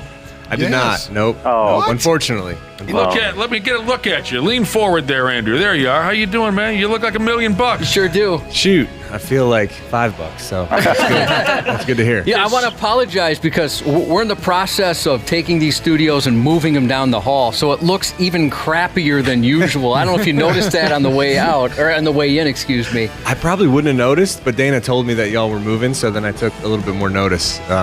It's a disaster, isn't it? No, it looks good. Looks fine. I mean, You're so nice. Some of the decorations have been taken off the wall because 93X is moving to the other side of the building. None of us really know what the hell's going on with this move, but by Monday we'll be in a new studio. There's probably going to be some disasters, but the best part is the boss hasn't even told Dana or Dana, Ashley, and me. Yeah, told you well, what? That's not true. Me and Nick told you. Yeah. No. Oh, yeah. But Wapple, you just follow everybody anyway. Exactly. Dude, don't worry about it. I don't know where we're going. We'll find out on Monday. But Andrew doesn't need to be part of all that. But yeah, we are moving. It does look a little extra filthy around here. That's why it looks kind of bad out there. So tell us, catch us up on your life, Andrew, and we'll tell you all about what you missed from our exciting lives. Shoot. Oh man, where did we finish off? What did you guys last? So we did a Pro Bowl segment. Yeah, I think we talked to you when you were in Nevada. Yeah. Orlando. Oh, where was it? Orlando. That was the year before. Oh, okay. This time around it was in Florida. Yeah. Oh, yeah, the Pro Bowl. Okay, yeah. so I think the last time we talked to you, I think you were in Florida. Yep. I was in Florida. That was what, February? I don't know when the hell did they do the... Yep. And you're already back playing football again? We kinda. Yeah, kinda. Kind of football. Kind of football. Is this optional right now, what you're doing? Or is it in your contract? Well, it's optional. Some guys have like a workout bonus that counts towards the bonus that they get for being there in the spring. But overall, the spring is optional, yes. And does it really mean optional, though? It's a great question. Great question. Yeah, good question. Like, is it the kind of optional where if you didn't go, you'd think, oh boy, this isn't going to look good? Exactly. Yeah, I mean, yes, that's always Sure. a thing. And just with us, with the Vikings, so many guys come that it's such a fun place to be around. It's kind of like when you aren't there, it's like, well, why? You don't like us? Like You're don't want to be missing around out on us? something. Yeah, that, or you just don't want to be around with the guys, hanging out with the team. Is that the kind of thing that like you and Justin Jefferson are talking about at OTAs? Like when you see him there? Yep. That's one of the topics we talk about. Yeah, yes. two of you. Are you catching up? What up, JJ? What up, Depot? Let's talk. So 2 months off and you're back already. Pretty much 2 months. Mm-hmm. Yep. Have you been running the bagel shop? I mean, I'm sure you're chasing kids around. What have you been up to? I haven't been running the shop. We've been going in. My wife's been getting a little more involved than I have. Yeah, chasing the kids around, trying to wrangle them. So, crazy enough, this is another big thing. We are expecting number 4. Oh, my God. Congratulations. You're a machine. Yeah, you are. I'm something. Yeah, I'm something. Oh my God! I'm not trying to get too personal. He's giving Philip Rivers a run for his money. No. I hope this isn't too personal, but is this planned? Do you guys really want to have a large family? It seems like. The fourth wasn't planned. I should say the third and the fourth really weren't planned. The second, the third, the fourth. And when we found out about the fourth, that was a fun night, to say the least. It surprised the hell out of both of you. You could say that, yeah, you could say that. So, funny story. I was out at like our end of year special teams dinner, like all the specialists and then a couple other guys that played pretty significantly on special teams and the coaches. We all went out and had a special teams dinner. Enjoyed it, lived it up, and then so like halfway through, my wife texts me and she says, "Hey, you need to bring home a pregnancy test." And I was like, "Oh, okay." For who? And I kind of sent it like, "Haha, yeah, sure, we'll do." And she's like, "No, I'm being serious." And I was like, "Okay." Well, I kind of just ruined dinner. Did you look at the table and be like, "Oh, I hope somebody else is picking up the tab tonight"? Well, it was funny because then our special teams coach, a couple minutes later, was like, "Hey, man, you good? Like, you just kind of like got real quiet and stopped talking, didn't really say anything." I was like, "Oh, I'm good. It's 10:30. I'm not used to being up this late. I just made up some excuse." And went and got the test, and we did it when I got home, and it popped up in like 20 seconds. Oh, yeah, that's for sure. Well, I guess you're going to be signing an extension then. That's why he's in town for the roster bonus, for the workout. I guess this really isn't optional for you anymore. Can you get a vasectomy endorsement or something? If there's anybody out there, let's talk. Let's talk. Dude. Getting an endorsement with Depends or something. Depends. How old do you think his kids are? Pampers. Yeah, Pampers. Oh, funny. I'll tell you what. So, yeah, I mean, you're cruising towards number 4. Now you're keeping an eye on your bottom line. These guys are right. Yeah. Yeah. Growing up fast. Wow. Well, congratulations. Yeah, thank you. That is awesome. Well, he doesn't seem that happy about it. I don't know if I'm supposed to. I think he just seems like he realizes he's going to be exhausted. That's all that is. Yes. So when is the due date? September 6th, I think. Oh, my gosh, opening day. Yeah, so Friday before the first game. Right. Oh, my gosh. Oh, my God. Your timing is amazing. Yep. It's the 4th. You don't have to be there, do you? I've been there for the other She 3. knows how to do I've been there it. for the other 3. Right. She can do this without you. I had one of my buddies has, one of my oldest buddies has 4. Yeah, okay. They're grown now, but I remember when his wife was right on the verge of the due date for number 4, right? And we were playing beer league softball. He was part of our beer league softball team. And, after the game, we all head out to the bar. And here comes dude, whose wife is about to pop their 4th child. And he sits down with us to drink some beer after the game. And I said, "Well, aren't you kind of on call?" And he said, "She's done this before. What the hell?" You know what I mean? It wasn't really much of a concern. Does it feel a little more, less nerve-wracking now, less stressful after you've done it 3 times already? It's a different stress. Yeah. It's different. Like the whole process. Yeah, I get that. We know how to get to the hospital. I know what to pack, what not to pack. Like, we get all that. Now it's just like, well, it's my house. Do we have enough room in the house? I got to get a new car. Yeah. It's just all that kind of You logistics. got to get Remind us the ages. I mean, what's the age span? And the flavors. I forget the flavors, too. Yeah. So basically, what we're girl, boy, girl, and this one will be a boy. Okay. Oh, wow. Okay. And what's the age range? Our oldest daughter is 4. Oh, my God, Andrew. He knows. That's one a year for the last 4 years. Yeah. Yeah. Oh, my goodness. That's about the pace for me and my wife too, but that'd be on the conception side. Forget about Vincent Kennedy McMahon. Forget about Vince McMahon. Depot's the new genetic jackhammer. He is. Yeah. No kidding. I mean, she'll probably kill me for saying this, but I mean, if you saw my wife, you would understand. Why would she kill you? That's a compliment. That's awesome. So, I mean, picture when they're all in school together. You know what I mean? There's going to be a DePaola in grade 8, 7, 6, and 5. People won't have to ask you what you're going to do when you retire. I mean, I'm assuming that's going to be 3-4 years from now. You've got a house full for a while. Yes, you do. Yeah, we do. What's the Andrew DePaola? What's the most amount of kids in any part of either one of your families, you or your wife? I'm one of 4. My wife's one of 3. Do you have any aunts or uncles who put together 12, 13, that kind of a thing? No. Oh wow. Okay. No. My wife's dad is one of 6. Mm-hmm. Wow. That's about it. So if you wanted to break the all-time record, you could have it. You're only 3 away. If you wanted to break the family record, you could do it in 3 years. I don't think I'll get that chance after number 4.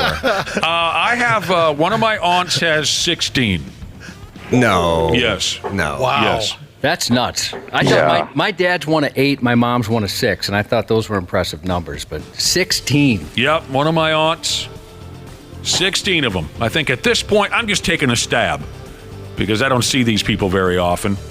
I'm going to say at this point, the oldest is 62 or something, and the youngest is 30. I don't know. Wow. It's insane. Wow. It's friggin' insane. That poor woman. Oh, what, you thinking about putting a lid on it now? I mean, we were joking around about vasectomies, but we have a lot of fun talking about that on our program. We're gonna curb it at 4. We're good. That's we're it. good. All right. We're good. And I hope you take this as a comment. After the comment you made about your wife, people are saying they went to Google and they all understand. They do understand. Thank you.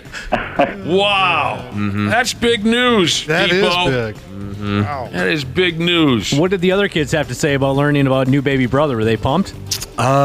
Grace, our oldest, is the only one that understands it. Sure. Our 2 youngest, the one baby, she's not even a year yet. Okay, yeah, she probably doesn't comprehend then. Yeah, and then we asked our son, we're like, do you want a brother? And he just says no. No,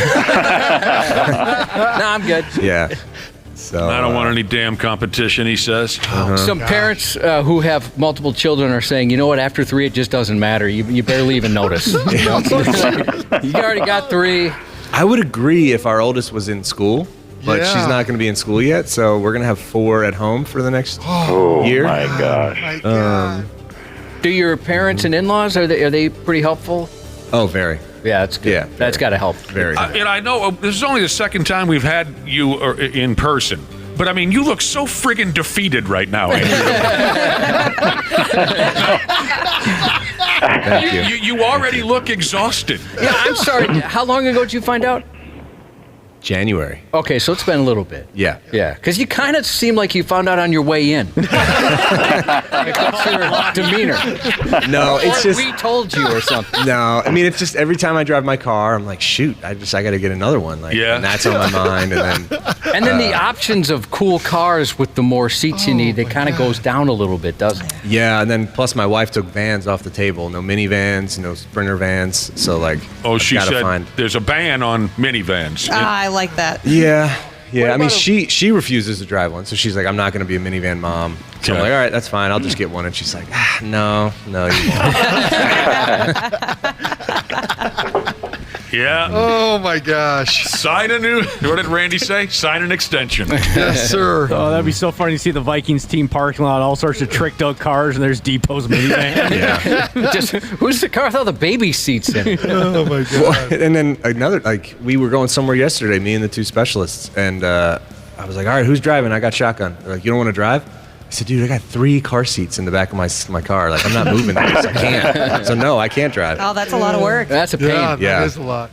That's a skill, isn't it, to put those things together it properly? is. Mm-hmm. I've seen my buddies when their children were young. I watched, I think, each and every one of them have a full-on temper tantrum trying to get those car seats to operate. I have. Good thing your I have hands are so skilled. Hands. I have one in the back of my car right now for my granddaughter, and I won't touch it to save the world. I'm sorry. If I take it out, I'll never be able to figure out how to put it back in. Right. Right. Just can't do it. So. We've got some realtors texting in for you, Depot. That's great. We can pass along some information to you.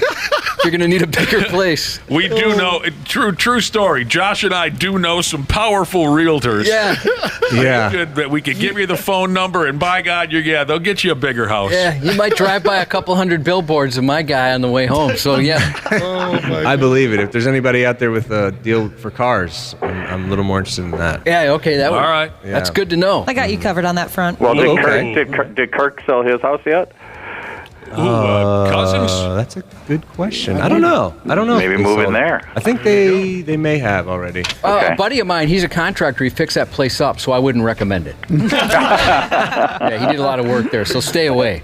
Yeah. Gotcha. We've got our pal Andrew DePaola in studio, and we're so happy to see him again. And I mean, so far, all we've talked about was you got a new baby on the way. I suppose that's pretty much taken up. I mean, what else? What else have we missed in 2 months since the last time we talked to you? You grew a beard. Yeah, I like it. Looks pretty rad. Grew a beard. I think I just don't. I'm lazy. I don't really want to shave it. No, we all get that vibe. Okay. Yeah, What does the wife think? Because I've mentioned this before. My wife hates my face, and I recently shaved, and it made her miserable. She wants me to cover it with something. But I know some women don't like it. They don't want your face to have any hair on it. I don't know. Like right now, she doesn't like anything about me because I got her pregnant. So Yeah, 4 months pregnant. yeah, so I mean, it doesn't. Your fault? Yeah, It's all your fault. I think I have to You're be. sleeping in your car, right? That's why you came in this morning. That's right. You're just looking for places to go. Yeah, I gotta get out. I gotta get away. I gotta get away. You need to go hide somewhere. You know, we get a lot of Oh, my requests, God. and they're coming So in via text right now from folks that want you to open up one of your bagel shops here. Is that in the works, or is it something you've considered even? Or It's something we've thought about in length. I think that would be awesome. I think that this community would definitely get behind it, but at the same time, our food is so good that, you know, once they get behind it, they're going to be like, all right, well, this food is amazing, so we're just going to continue to come here because the food's so good. So yeah, it's something that we've definitely thought about, and we have to have a bigger conversation about that. But yeah, that's something that is at least on the table. That'd be awesome. It'd be fun. It'd be cool. We'd love to have you, without a doubt. Do you watch other sports when you got your time off? You know, because we're going to have to cover some baseball and basketball. You been watching any ball games, Andrew? A little bit. A little. Yeah. Not a lot, but a little bit. I hear you. You don't have time. Yeah, I suppose. Well, it's not that. It's when I put a game on, one of my kids comes in and says, no, put on this. And I'm like, They want Bluey. yeah. Yo, Gabba Gabba. The kids are controlling the television, my God. Yes. They control a lot. It's just become kind of a dark interview. It really has. I'm psyched for you. I like big families. I think that's great. I'm jealous of your count, to be honest Josh with you. likes kids. He does. I do. I love them. I love big families. I always wanted a big family, and I think it's cool, and I think the whole chaos is kind of like a happy good stress. So like I'm looking forward to it. I'm enjoying it. Yeah, I think it'll be fun. I think it's gonna be fun. Yeah. I think you've talked yourself into it. Yeah, until college comes around. Ooh, Yeah. yeah. Yeah. 4 years in a Sorry, row kids. right there. Public college. Yeah, man, it's like boom, boom, boom. Oh, wow. Yeah, you might have all four in college at the same time. You might. Oh, And you got two in college now, Brad Ryder? Yes. How's I wish we your- would have had three, though, to your point. I wish we would have had another one. So big families are cool. Well, why don't you adopt? Are you suggesting I adopt one of Wapple's Andrew's available. children or what? Wapple's available. Why do you wish you would have had three? I just wish we would have had one more now that they're gone. You're lonely. A little bit, yeah. The empty nester. Well, you got to just wait. Grandkids. That's what you got to Not for a while. Not for a while. Listen to Brad. He's nervous already. Nervous he's going to be a grandpa here at one point or another. Well, all right. Andrew DePaola, hang out with us as long as you like. We're going to cover some things here. Feel free to jump in, by God. We got the big Timberwolves game tomorrow, game one of their best-of-7 quarterfinal series against the Phoenix Suns, 2:30 at Target Center. I hope they came up with something in practice. I'm sure they have. I'm sure they've dissected and re-dissected each of the games they played against Phoenix this year. How much of that's going to help, we'll find out. But I think it's going to be a close game. I think this is the one I really think they need to get. Mm-hmm. They need to get the first one out of the gate, at least earn a split at home, and give themselves a fighting chance. If they, as Brad said the other day, if they lose both at home, they're pretty much cooked. So they've got to find a way to split here at home. I saw an interview with Anthony Edwards the other day where he basically said what we were saying earlier in the week, too, that the key to the series is going to be Carl, because he knows that they're going to double and sometimes triple team him and pay attention to him, and that's how they've held him to, I think, what I said the other day, 12 or 13 points a game when they've played them this year. And so they've shut him down, and they're going to continue to shut him down, and Edwards knows that Carl's kind of the key to this. The Suns are coming in with all the confidence in the world. I mean, they whooped the Wolves' ass this year, and they've whooped them. I mean, it's been, I don't know what it is, 13 out of 16. Here's the thing. The Wolves got to do something to shake their confidence. I don't know what it is. Maybe a cheap shot, whatever it takes. How about this? Get off to a good start. You know what I mean? Get off to a good start. With a cheap shot, maybe. It could be like that hockey game we saw the other day. Before the puck even dropped, all of them started fighting, if that's what you're asking for. But I don't know. I think the Wolves just need to get off to a good start because, the problem the last time they played them, they were down 22 in the first quarter. Right. It takes so much energy to get yourself back in those games. And especially, the atmosphere is going to be nuts. It's going to be crazy. The crowd's going to be up. Even if you do get off to a great start, the key then is to be able to sustain that and get through that adrenaline rush of the start of the playoff game and then be able to settle down and be consistent the entire game. Phoenix is so good. They've got veteran guys who've been through all of this stuff before. They're deep on their bench. They're a really tough matchup for the Wolves. They really are. No question about it. Got to do something to get the Suns second-guessing themselves. And a win in Game 1, of course, would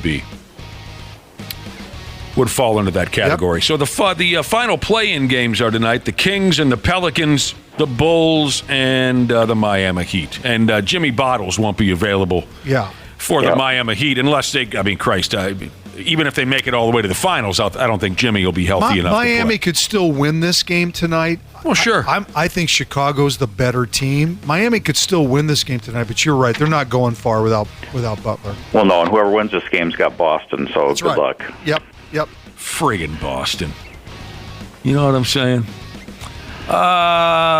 People are recommending the Wolves take a boat trip on on international waters. Lake Not yet. Wait for the season to end. Twins are going to try and get right with a home series against the Detroit Tigers starting tonight in windy and cold conditions. 7 o'clock tonight at Target Field. That'll be televised on Bally Sports North. 3-game series with the Tigers. Joe Ryan versus Jack Flaherty. Yep. And then they get the White Sox next week. So, as much as we've disparaged this division, at least through the first 20 games of the season, it's really probably the most competitive division in baseball right now. You've got the Guardians, who have the second best record in baseball. Kansas City is 5 games over 500. The Tigers are a game over 500. So 3 teams that we thought were going to have, and again, it's 20 games in, but the Twins, they've got some work cut out for them. I mean, they're already 6 games out of first place, and long season to go, but we haven't really seen great signs that they're going to start turning this thing around. I hear you.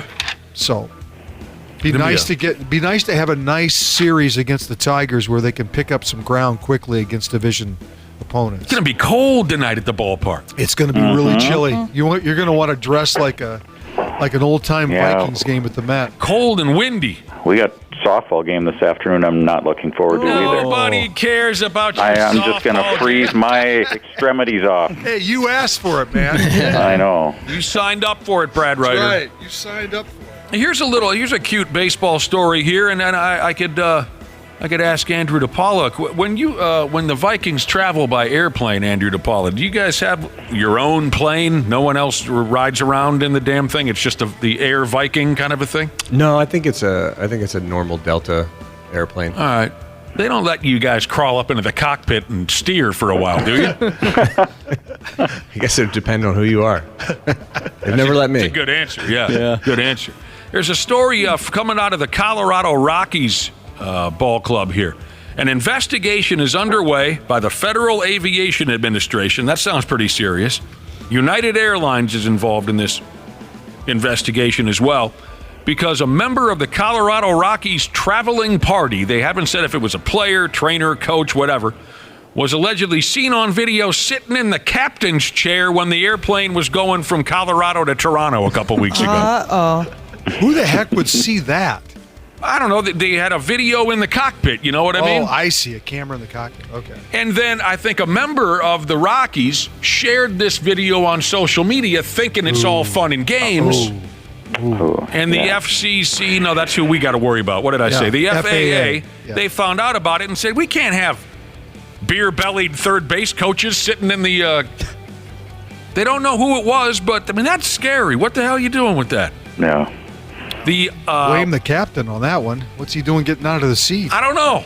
The co-captain, what do they call it? The co-pilot, he was in his chair, but they let a member of the Rockies sit up there in the captain's chair. You can't just have any swinging D up there in the cockpit. You're supposed to have the door locked, right, when they're... I'd like to see that video. Don't these planes just fly themselves now, basically? Pretty much. That's the story I hear. You a nervous flyer at all, Andrew, when you guys are traveling all the time? No. You lucky bastard.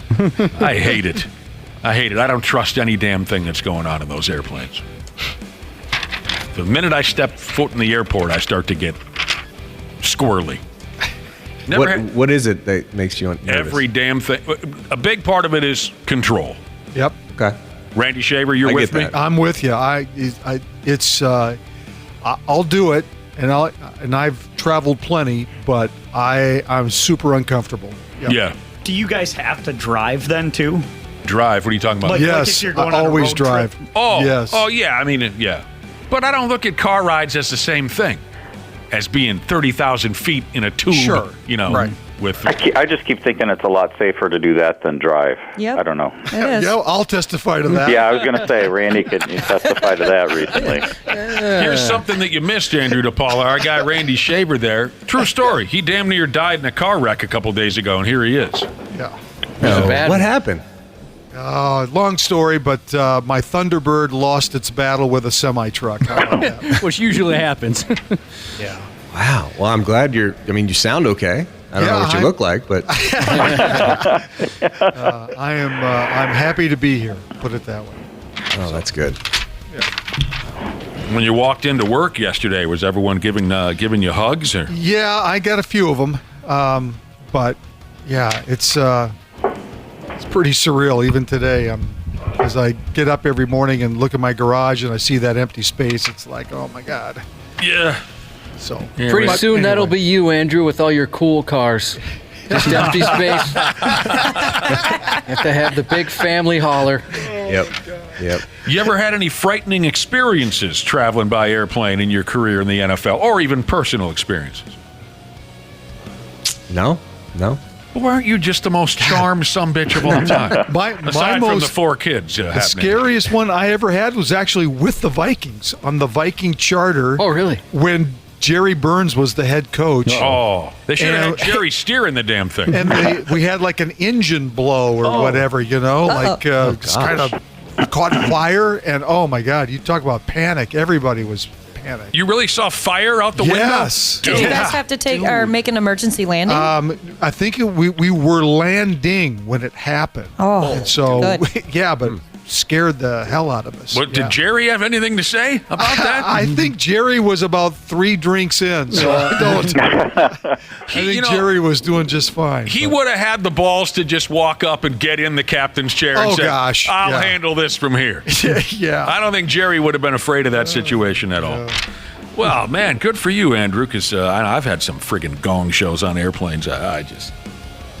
Wait, what? And like, explain one of them. Like, what's a situation where you're like, this is not good? Well, I had a blown engine situation similar to Randy. Oh my God. Yeah. Okay, yeah, that's not good. And when the sumbitch blew, I was the only guy that didn't realize what had happened.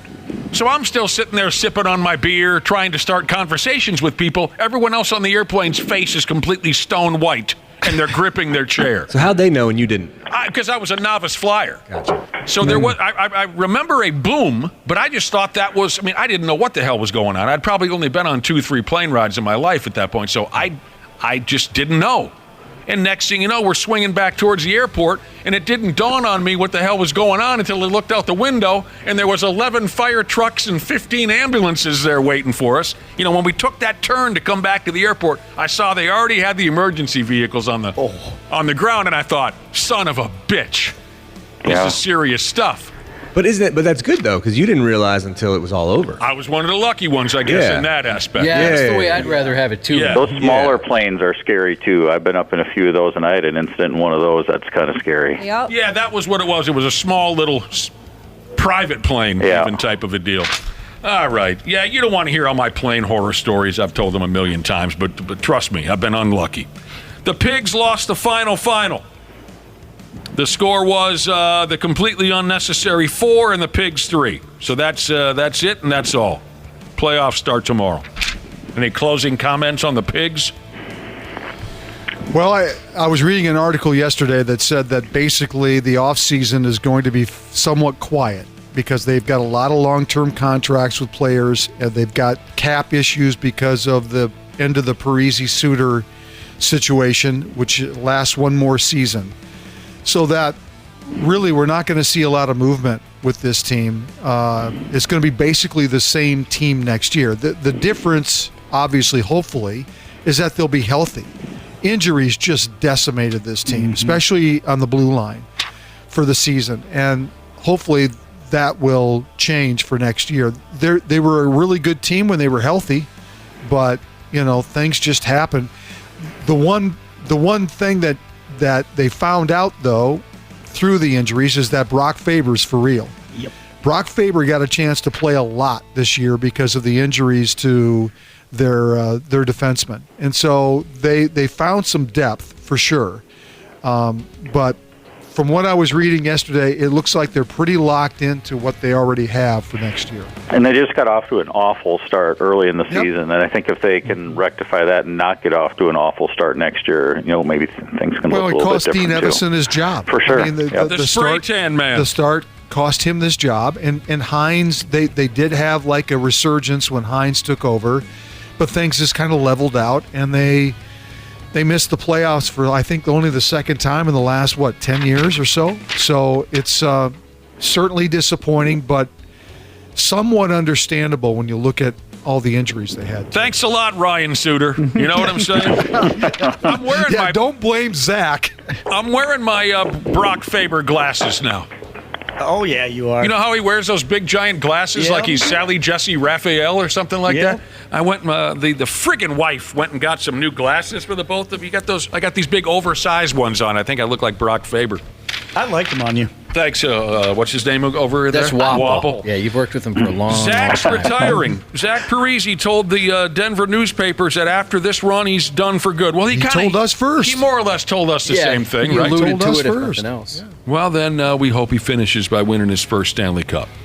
Oh, that would be incredible. That'd be so cool. The Avalanche play Winnipeg in the opening round. The NHL team moving from Arizona to Salt Lake City will just be known as Utah initially. They're not going to try to come up with a nickname. That's what the owner said. The owner. You know the guy's name? Yeah, I do. Ryan Smith. He says, we're going to start with Utah on the jersey. We'll figure out the logo and the nickname. I think that's a smart some way other to do time. that. That means there's an extra year of marketing the team. Yep. Okay. And it gives them a chance to figure it out. Plus, it includes the entire state. If you just say Salt Lake, that, you know, people feel sometimes excluded when you use just the city and not the entire state. So that's a smart move. Just on like their part. the Washington football team did for a couple years before they became the Commodores. It's just going to be Utah. The ladies hockey team lost last night to Montreal. They got a couple games left, and then so they'll be in the playoffs, right? I think so. I don't know how that works. Sorry. Well, they took a bunch of time off, too. I think they're just getting back into it International now. play, yeah. Yeah. Right. The ladies hockey team. They'll be in the playoffs. Oh, man. Let's move on to a football story for Andrew DePaola. Well, it's sort of a football story. It involves a football player. This is fitting right here, in my opinion. A tired, worn-out gimmick for a tired, worn-out character. Travis Kelce is going to host a game show called Are You Smarter Than a Celebrity? Oh, God. If it's him that they're up against, the answer is yes. We don't even have to do the game show. Travis Kelce's going to host a game show called Are You Smarter Than I? Randy's had enough. I have had enough. He's not alone. The first guest is Gronk. Oh my gosh, that's what it's going to be, isn't I'll it, pick Waffle? the celebrity. That'd be great. The ultimate television disaster, in my opinion. Are we wrong about these guys, Andrew DePaola? Do you know these guys? Not very well. All right. No. I do think that not just, I think across the country there's like I don't know how you're part of that team and you're not thinking, okay, maybe we're oversaturating with this guy a little bit. Like Really? I get you're trying to make money and but like how many times can this guy be forced in front of everyone's face? There is a national exhaustion with the Kansas City. That's a good way to put it. And now Kelsey's girlfriend's new album came out today, so everybody's talking about that and finding out what lyrics were about him, and it's just... I'm surprised they didn't time her album to come out in August. Exactly. Yeah, so you're kind of with us on this, Andrew DePaola, and I appreciate that. They've already taped 20 episodes of this show, Are You Smarter Than a Celebrity? And, of course, it's a twist on the old show, Are You Smarter Than a Fifth Grader? I loved that show. That was great. It was cute for a while. That was kind of fun. It was hosted, the original host was Jeff Foxworthy. Yeah, I like that dude. He was good. Yeah. All right. Maybe, can someone jump on their computer? Since it's already been taped, I imagine that there's information online. Maybe we can find out who some of the celebrities are that are going to be on the first few episodes. If someone thinks they can find that might be interesting. But Kelsey's going to be the host. I'll be damned. He's the type of guy you're going to see a lot of, probably even after he retires. So Yes, we know. We know. He's going to be, I don't know, an action movie star, I would imagine. An action movie star. That doesn't sound bad for a post-football career, right, Andrew DePaola? Action movie star? That sounds great. Yeah. Who would you like to team up with? Let's say you had to make a buddy cop movie where you're you could play whatever role you want, but a lot of car chases and explosions, babes. Ooh, babes. Yeah, you like babes. I think you should stay away from babes. Yeah, he's Good too advice. potent. Good Yeah, advice. too potent. Yes. You and who? Andrew DePaola and in Buddy Cop. I think either Miles Teller. Oh, yes. I think he's got a funny personality. I think he's good. I don't know that guy. Top Gun. Rooster. Oh, sure. Gotcha. Or Michael B. Jordan. Michael B. Jordan. Good choices. Good choices. Yeah. Do you have a favorite action franchise or action star? Good luck avoiding the babes if it's you and Michael B. Jordan. I don't think I'll have any trouble avoiding the babe. They'll go to him. Yeah, you just take the leftovers. Yeah.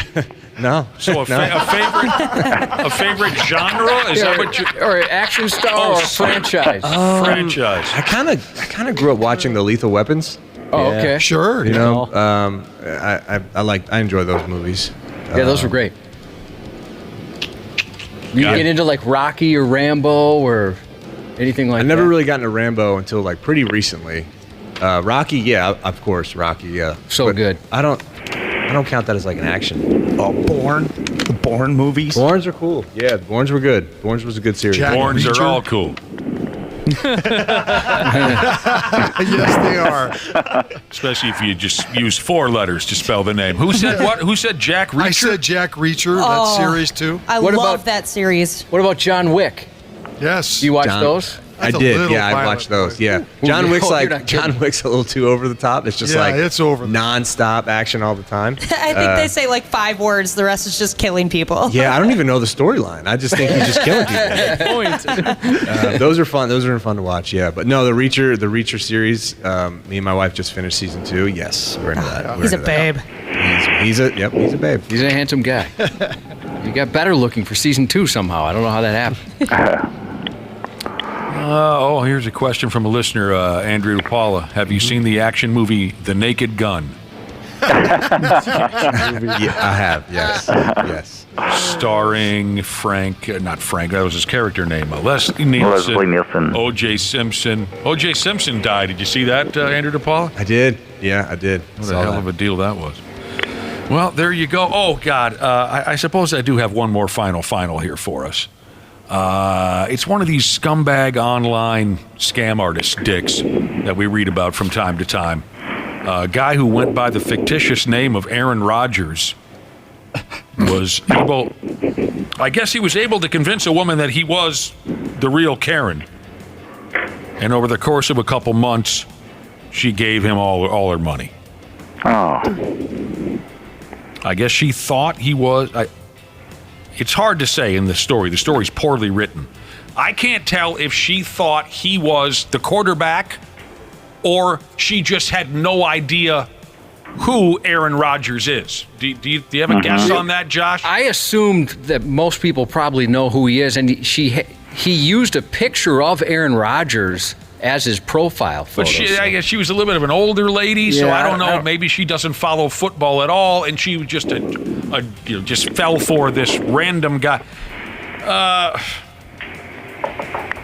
I mean, my God, she sent him her driver's license information, her social security number, her bank accounts, with all their person. You've heard How do you get that low? Yeah, It's so sad. You've heard this song and dance before, but. I mean, she told him she was about ready to move out of her apartment. And he told her he would send her $10,000 to help her out if she could send $800 to an attorney. She agreed. Whatever. I hate those stories. Yeah, they're sad. Me too. Oh, God. How could you... just like Josh said. The woman showed police a profile picture of the man she had been communicating with, and the picture was that of NFL quarterback Aaron Rodgers in a Green Bay Packers hat. On a lighter note, Depot, if you do start your own action franchise, a listener has a suggestion for the name, The Impregnator. Do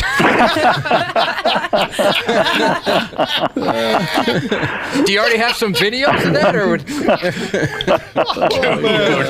Oh man!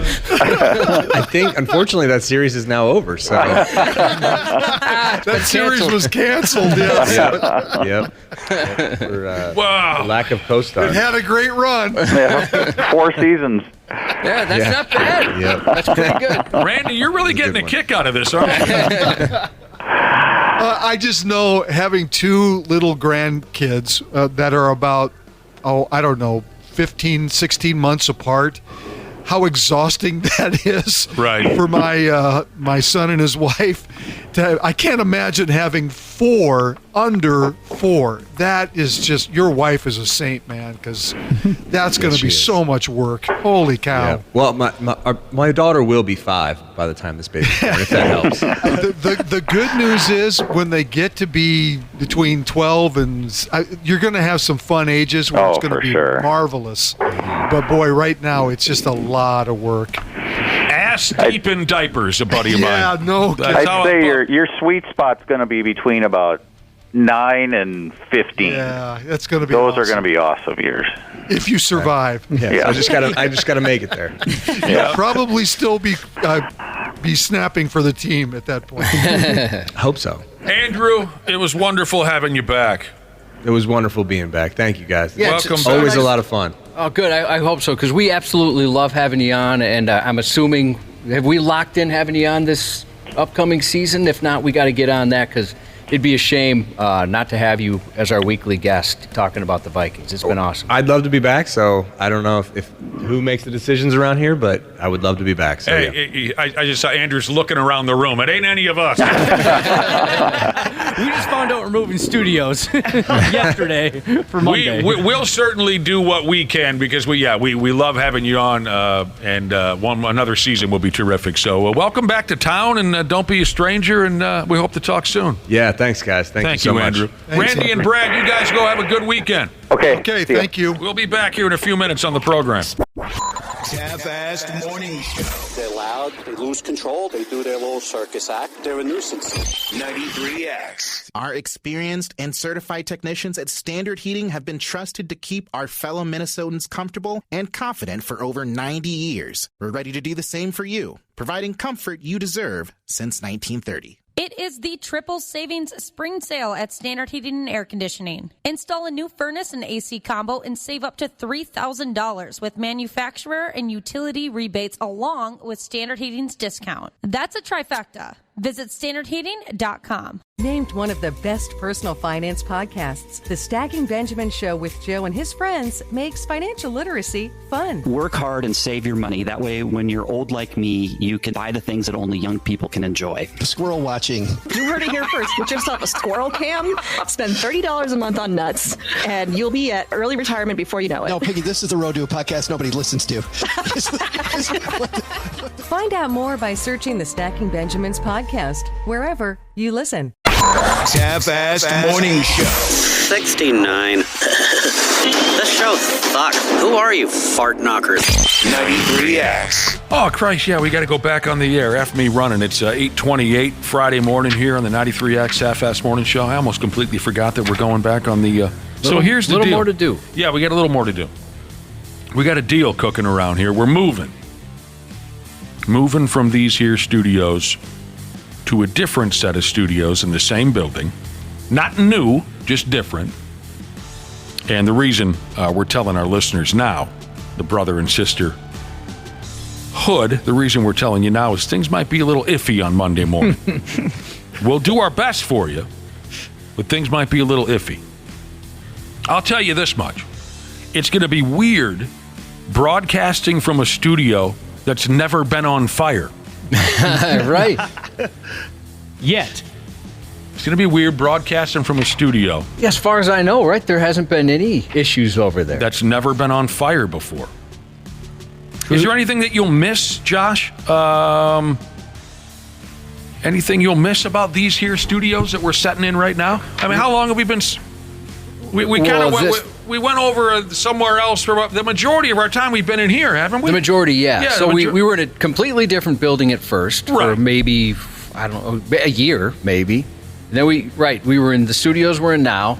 They moved us down the road because they were going to update these studios, and that never happened. The majority of our time, we've been sitting right here. And then during COVID, we were all in separate studios around the building. Mm-hmm. But yeah, you're right. The bulk, the two of us at least, have been in the same studio. Right.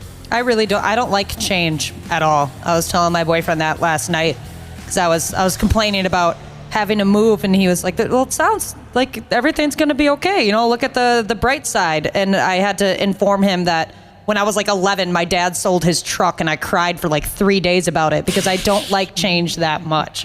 She doesn't like it. We've met some interesting people over the years in these studios. Yeah, that's for sure. People like... David Coverdale. No. He was in that studio. No, that was in Golden Valley. Well, then it was twice because I never met David Coverdale in Golden Valley. I didn't meet him till much later. Maybe I might not have been here that day. I don't remember meeting him here. Def Leppard we met here. Yep. Stone Cold Steve Austin. Dude. Yeah. John Cena. I just had it and I lost it. I had somebody and I lost it. Stone Cold Steve Austin. Well, we had Flair not too long ago on the top of the Ric wrestlers. Flair. You guys had Foley. Oh, I got it. This is where Zach Wilde. Oh, yeah. Oh, yeah. He was drunk off his ass. He's the drunkest guest we've ever had on. Drunk off his ass. At least that's been in studio. We've had drunk guests on the phone, certainly, but... So we're going to be moving Monday morning. We're going to be in an entirely different setup. So if it's an absolute gong show, of course you can put some of the blame on us, but a little bit of it will be on just being thrown into a new scene. I just realized why you don't remember David Coverdale here. He came in the studio to say hi. We never interviewed him. He was interviewed over at KQ, and one of the KQ people knew how much we loved David Coverdale. Brought him over here. So he was standing right next to where Dana's. Oh, I don't feel worthy. That's starting to come back to me now. You remember? It's starting to come back to me now. Because both of us were just mesmerized. Well, when we first met him way back in the day in Golden Valley, we made fools of ourselves. I stumbled and stammered. He had no chance to understand what I was saying to him because I was so nervous and fumbling over my words. Bill Russell. Yeah. In this studio. Wow. Bill effing Russell. That's cool. One of the nicer guys we ever had in the studio, Tom Morello. He was awesome from Rage that Against the guy. Machine. He flew in town just to do a radio interview. Really? That's cool. Yeah. He could not have been. Jared Leto, also super nice. That would have been sweet. Yeah. Puddle of Mud performed live. I think Trapped performed live. I'm trying to think of some of the other live Oh, performances. I could keep. Pardon me. Saint Asonia. Oh, yeah, that guy can sing. Yeah. Kip Winger, Stephen Piercy, and don't tell me the third. Don Dokken didn't show up. Nope, he was supposed to be here. But it was Kip Winger, Stephen Piercy, and God dang it, there was a third. There was a third, yeah. Oh, Janie Lane. Was it? Okay, I was going to say Janie Lane, but I couldn't remember if he had passed by that The time. late Janie Lane with Kip Winger and... I loved Janie Lane. I met him at... we had a concert, like one of the... What do we call those? The 80s rock concerts. We had a few... Hairball? Hairball? Yeah, Hairball maybe? Hairball, before there was a Hairball tribute band. That's right, okay. Yeah. Yeah, met him at one of those. He couldn't have been nicer. He was awesome. That was the year, remember, they started out... It was a really windy day, and they started playing Down Boys, and they had these, like, screens behind them that said Down Boys. Like screens meaning... Not television screens, but some, like some aluminum wiring, like with a tarp, basically. Yeah, like a tarp. Yes, a cloth tarp, right. And or what did they use? Tapestry, right? Think of a tapestry. These giant tapestries, and the wind blew it right on top of the guitar player. Oh, yeah. I felt so bad for those guys. We've spent some time here. Early Bronco Jesus, Taylor Momsen, she played in here. We've experienced some things here in these studios. Oh wow, yeah. People are texting in that remember so much more than we can, at least right here on the spot. Tommy Lee. Oh yeah, Manute Bowl. Was he in this studio or the? Okay, yes. I couldn't remember which studio who's in. That was Manute. Oh, now I'm going to start to friggin' cry. All the adventures we had here with the Rick's Cabaret Girls. Boy, they were a regular for a while, huh? Mm-hmm. There you go. Yeah, we'll see. You know, we've got a great engineer who I'm very confident in, but you never know. I mean, it's a big project. They're not going to be able to test it out very well. We are going to have, well, hopefully, some sound effects, like vocal sound effects. I'm looking forward to that. Oh, that's going to be great. The same stuff we played with the first time we broadcasted from Turtle Lake. That was a blast. Yeah. Sound effects. Are you I gonna love have a that stuff. boing? I love that stuff. Josh is great when he gets a sound effects machine. We can talk like robots and all kinds of stuff. In his hand. Oh, here's another text on a guest we've had in studio here in the past. Okay, Gilbert Gottfried. That's great. Late, great Gilbert Gottfried. This is a great text from, I lost the name. I'm sorry. Dude said, oh, yeah. It was a total, here it is, CFH bass player Jesus. It was a total blast when you had the guy in here from Ghost. You know, that is so funny you brought that up. Nick was just saying off the air. And I think you'll agree. Well, actually, you know, you said this off the air the other day. Some of the best stuff was off air, unfortunately. Yes. He was a very nice guy. Just, yeah, that was a very long and odd interview. Well, yeah, a regular guest. Sure, medical device shipping Jesus said he didn't mention Jordan Max. Definitely Jordan Max several times. Jordan Max?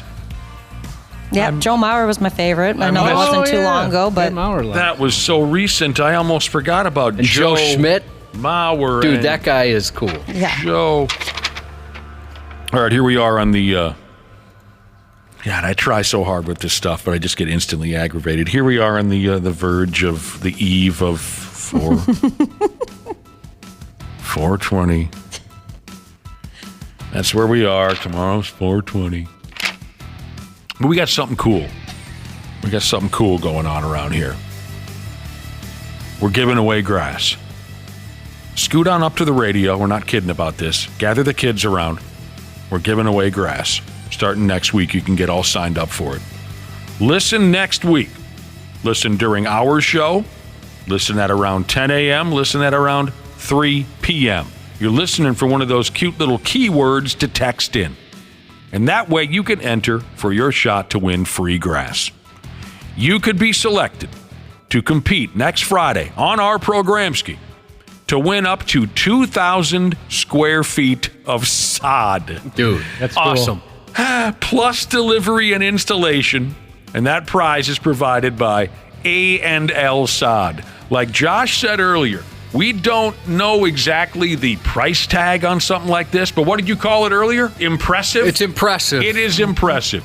And if you're like my guy Cubby, this is just so perfect for a guy like you. You're into home improvement and your yard looks like this and my house looks like that. There's plenty of yous out there. This is pretty cool. I don't think we've ever given away a prize like this before, and I'm excited about it. I really am. That'll be starting up next week. Yeah, that's your level of excitement is keenly synced up with how old you are, I think. Sure. Or maybe if you're a new homeowner or something like that. Yeah, I think if you own a home, yeah. This is an awesome prize, in my opinion. Yeah. It is. It really is. My excitement really more is about the originality of it. I'm not a big-time guy running around the yard and the house all day long trying to improve this and that. That's not my style. But I am excited because this is such a unique giveaway, and I'm pumped to be part of it. I've always said, you know how, when Josh, you just made reference to this, do you know how you know when you're getting old? When you start criticizing other people's yards. Yeah. And I hang out with a couple of guys who will make smart mouth comments behind others' backs about their yard. You know, his yard isn't looking so good these days. What? Yeah, I've never judged other folks on really many things, but I can't imagine going after somebody's yard. Driveways, too, I've heard is the thing, too. Somebody like, they really need to resurface that driveway. Oh, really? I've definitely said things like that before. Christ. But that's pretty cool. Be listening next week. Okay, fine. I'll play along with some 420 stuff here. I will. What I have here in my hand. Here's how it plays out. Everyone knows the stereotypical signs that someone smokes a lot of weed. Go ahead. Give me the stereotypical signs that someone smokes a lot of weed. Piss poor memory. That's not something that I would have come up with, but okay. Ratty clothes. Yeah. Ratty clothes? Looking a little bit more rundown. Yeah. Really? Like for marijuana? I thought you were going to say things like red eyes. Yeah, red eyes. Really, ratty clothes? I guess I don't picture that. Yeah, just like baggy, comfortable, I guess, is more of a better word I was going for. All right. That's not what I expected to hear. But anyway, everyone knows the stereotypical signs that someone smokes a lot of weed, but people on social media are talking about the ways you can tell if a person is secretly a closet stoner. All right. I'm not good at this because once all the talk about weed becoming legal and the gummies and things like that, I found out so many people I know have done or do actively smoke marijuana or use gummies. I had no idea. You're oblivious? There's a few I was absolutely shocked. I'd like to think I'm pretty good at this. Telling if somebody uses marijuana regularly? Oh, yeah. There's been times where I've told my boyfriend, like, oh, my gosh, they were so high. And he's like, what? How could you tell? Like, well, actually, one giveaway I noticed much is that they don't want to make eye contact. They're really bad at eye contact because they don't want you to see their eyes and see that they're red or glossed over. If I don't make eye contact with them, they cannot see my eyes. Yeah, basically. I'm terrible at this. Maybe 20 years ago, I would be good at picking little details about people and being able to tell that they're secretly a stoner, but I don't really hang out with too many pot smokers anymore. I really don't. Most of my big pot smoking friends have quit, or there's a few, but not like it was 20 some years ago. So here we go. These are mostly just for fun, but here are some of the best answers from social media on the ways you can tell if a person is secretly a closet stoner. Somebody said, I had a boss ask me once to see my lighter. I handed it to him. Oh, no. He turned it upside down and observed. Oh, no. I know exactly. I don't. The bottom of the lighter had a black smudge on it from where I smashed the bowl down after I light it. That is very observant. Okay, yeah, I was one of those people for a really long time, and but that's how I could always tell if someone stole my lighter. I'd be like, flip it over. Yeah, see? That's from the weed. That's mine. Or you could tell they're the index finger, the little tip of their finger would have a ring around it, a black ring. Yep. So again, Dude's boss asks to see his lighter. The boss spots that black smudge on the bottom of the lighter from where he taps it on the bowl. The boss hands the lighter back to him and says, "I thought so," meaning I knew you were a marijuana smoker, but it wasn't the end of anything. The guy wasn't gassed or anything. The boss was also a weed smoker. Yeah, I was going to say that's just how he got the final proof that his employee partakes. Yeah, that was a new one to me. I'd never heard that. I would not have guessed that in a million Yeah, years. if that wasn't on the list, I completely would have forgot about that. That's very smart. I was well aware of that typical pothead gimmick. I got crap for that like last week. Someone flipped over my lighter. I was like, nah, it's all of the lighters that are in my house are like that. From previous marijuana smoking. Because people are texting in wondering if you're still off it, and you are. 116 days, yeah, but it doesn't go away because it's not like I wash my lighters or something. I'll tell you a great lighter story about my dad when they first came out with disposable lighters.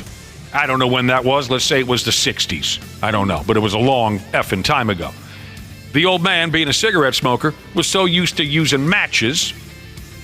When they first came out with disposable lighters, my dad went and bought one at a gas station, got into the car, started driving, put a cigarette in his yap, lit the sumbitch, rolled down his window, threw the disposable lighter out the window. Whoops. So it was a one and done? He was so used to, I mean, it's a story that he told over and over again. Wow, they didn't come out until 1973. That's crazy to me. I just figured they've always been around. Nope. All right, here's another way to tell if a person is secretly a stoner. I don't know about this one, but whatever. This is just one take from someone on social media, that evil, godless social media. If they call it marijuana, they don't smoke. If they call it weed, they do. There's so many friggin' names for grass now that I wouldn't play along with that rule. I was going to say, I could tell somebody smokes a lot of weed if they use some term I've never heard of to, a phrase for weed. That's not just one of the common ones that I'm like, what? Oh, that means weed? I had no idea. Yeah, if somebody said marijuana, I would assume they don't smoke. Like if I came up to you and said, "Hey, can I have a marijuana with you?" or something like that, you'd assume I don't know what I'm talking about. I'm like, get away from me, narc. Would you like to share some devil's lettuce with me? I loved when I would ask people, I'd be like, "Do you smoke?" And they're like, "Smoke what?" Yeah, that was always the giveaway too, Waffle. That's a good one. Yep. That's on the list here, Wapple. Again, social media talking about the 10 ways you can tell if a person is secretly a stoner. It's right here. Let me see. Where is it? Don't tell me. If you ask someone, "Do you smoke?" and they reply, "Smoke what?" the answer 9 times out of 10 is yes, they smoke weed. Back to the nicknames, though. I mean, again, I used to hang out with a lot more people who smoke weed, and they referred to it as marijuana at times, so I don't think it's and as you guys know, certain friend groups have a completely original term for weed. So you don't even know what you're going to get. Yep. Back to that Van Halen autobiography that I listened to, an audiobook. The boys in Van Halen referred to cocaine as Krell. That was their secret term for cocaine. Sounds like an alien race. Krell. Hey, man, you got any Krell? And in the book, pardon me? The Kroll. Kroll? What's that? That's an evil beast. Or it's like a sci-fi thing. Oh. Was it a movie? I have no idea. But in the book, their band manager even asked, I think one of the guys in Van Halen, "Well, where did you get that term from, Krell, for cocaine?" And they said, "I have no idea." There's unique terms in certain circles. For some reason, when I was younger, I always hated when my mom called weed dope. Oh, I love that. Same I think that's here. funny. That's my favorite one. I hated it because dope to me means heroin. Yep. And I'm like, dude, Mom, I'm not doing heroin. I always thought dope. I thought dope encompassed all drugs. Yeah, see, that's the way I use it. Dope, in my opinion, encompasses all drugs. If I take Advil, I call it taking dope. So that's the route I take. You're listening to the radio. The 93X Half-Assed Morning Show. Oh, wow. All right. What the hell's going on around here? We're talking geef. We're talking geef over here to appease all you stoners coming up on that silly-ass 420, don't you know, tomorrow. The topic was, all right, everyone knows the stereotypical signs that someone smokes a lot of weed. The people on social media are talking about the ways you can tell if a person is secretly a closet stoner. Something you don't really have to be anymore. Not at all. No. Jesus Christ, it's so out there, it drives me crazy. Yeah, like a listener said earlier, some people make it their whole personality. Like, hey, I'm a weed person. I still think it's like really, really disrespectful to walk into like a restaurant or something like that, especially if there's going to be children there just reeking like marijuana. Like, get it together. You've never done that?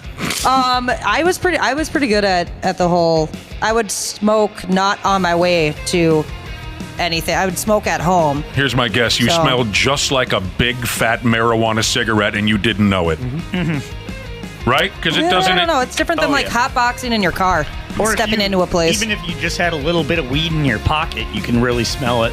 I've been accused of that multiple times. You're like, I don't have any weed. Yeah, the bartender's like, Jesus, it smells like weed around here. And you're just kind of looking around who would do that? The best is when you're like, I don't have any weed on me. And then you realize like 3 hours later, oh, shoot, I did have weed on me. That dugout was full. Whoops. Here are some of the ways you can tell if a person is secretly a closet stoner. Here's where we left off. If they're American and they know offhand how many grams are in an ounce.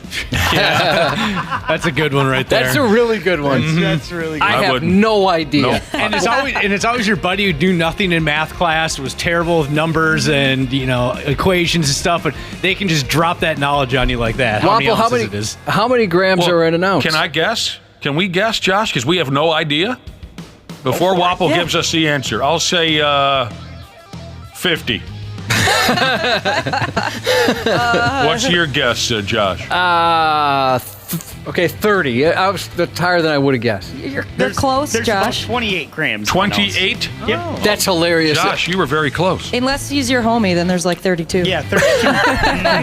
That's exactly right. Says here, stoners tend to gravitate to each other, whether it's at work or elsewheres. That's a sign that someone is a closet. Would you agree with that? Stoners tend to gravitate towards each other. Yeah. Yeah, well, I just think that's kind of anyone in general because you probably share a lot of common interests. This one sounds kind of creepy. At family gatherings, they're usually the one playing with the kids. What the hell does that mean? Yeah, I didn't get that either. Just like you're childlike. I didn't get that. Yeah, that's kind of weird. Male Hucker Jesus has an example of when he knew he was too high. He said, when a buddy asked him, are you as high as I am? And I said, who's I am? That's awesome. I bet, back to the playing with kids, I bet it's because the adults can tell if you're high. Maybe you don't want everyone to know you're high, but the kids can't. The adults can tell if you're high. Yeah, absolutely. And I don't know. I mean, so I guess you try to stay away from the adults. Yeah. But if you're also an adult, then what the hell? Who cares? Yeah, true. They have an affinity for band T-shirts. Oh, wait. Is there a correlation there? I have a lot of band tees. They always go out on their lunch break, but you have no idea where they go. Oh, that's a good one. Yeah. You see their car leave and comes back in 25 minutes. They're even hungrier than when they left. Dude, you didn't even eat anything. That was every person I worked with in the car rental industry. That's a good point, Ashley. They're hungrier than when they left for lunch. How do you know you're dealing with a closet stoner? They are the most relaxed, reasonable person in the group who laughs at your jokes and doesn't give a crap. Yeah, they're relaxed people. Yeah, I'd say the ones I know are pretty laid back.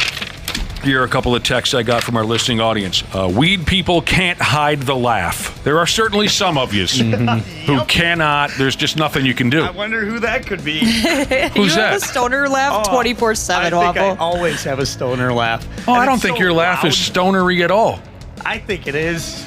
Yeah. I mean, the stoner. This was the stoner laugh that I recognized growing up. It was more of like a right. That's not you. You have a much more outgoing, exuberant laugh. Yeah. I have a family member who has a severe stoner laugh, and he used to be a severe stoner, but he hasn't smoked in a long time. But he has that, where people always ask me, is he a giant stoner? I'm like, not anymore. It's been a long time. That kind of a thing. Pot smokers, here we go, from a listener. Pot smokers say they don't have any money for anything unless it's weed. Then they have the money. Yeah. What else? We had other text message come in on marijuana. Cycling Jesus said his aunt once asked him if he was dropping weed, clearly knowing nothing about weed. Are he you said, dropping weed? I'm going to start using that now. Oh, that's a fun part of the whole gimmick is old people references for marijuana. Joint stick. Giggle weed. I always thought that one was good. Left-handed cigarette. That's what I was taught first when I was a kid. A left-handed cigarette. Reefer. Somebody text in the devil's lettuce. I've heard that one before. See, I would have been. I didn't smoke weed growing up. I don't really do much now. But if my mom had asked me, Dana, have you been dropping weed? I would have laughed so hard like a stoner that she just would have assumed I was just baked out of my mind. Because how funny that is. Are you dropping weed? If they smell like patchouli oil is a certain, is a specific sign you might be dealing with a closet stoner. Boy, everybody did for a while, though. Yeah, that was so popular. Well, they were but in my experience, the patchouli oil people were the stoner people. It was, I didn't. The people who were into patchouli oil were all into marijuana. I didn't find any inconsistency there. I definitely did. Nowadays, it's incense. If you smell like incense, you're probably smoking weed. This one's my favorite, and we got to get the hell out of here. So you folks can go off and you get all blazed up and everything on stinking 420. This is my favorite one. Edible Jesus texted in on a way you can find out if someone's a closet stoner. Most stoners, no matter what the situation is, they think everything is going to be all right. Yeah. I love that one. I like that attitude. Wow, but you kind of got that. Well, actually, you're pretty high-strung sometimes. Yeah, Jesus. Yeah, he's nuts sometimes. Yeah. No offense, of course. You don't really share many characteristics of a stoner. You don't. No, you're wound tight as a friggin' drum sometimes. Yes, sometimes. I don't get the red eyes. I never have. The only thing I think you've ever displayed that would be a stoner cliche is when you used to run around town wearing that drug rug. Oh, I got it on today, baby. Oh, no, you are wearing it today. You do have that. It's been a while since you've had that. You are the most stressed out pot smoker I've ever known. I'll work on that.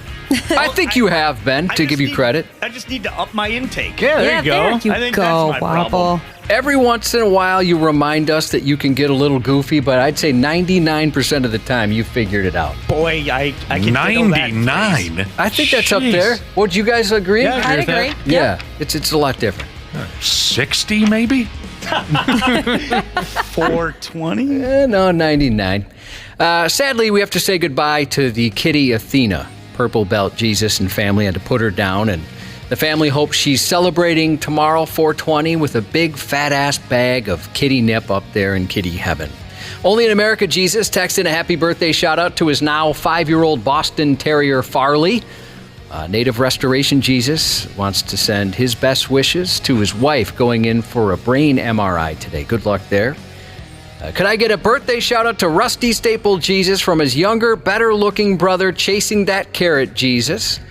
Part-time electrician Jesus wants to give a shout-out to the boys at Kendrick Electric. Happy birthday to Peach Snops.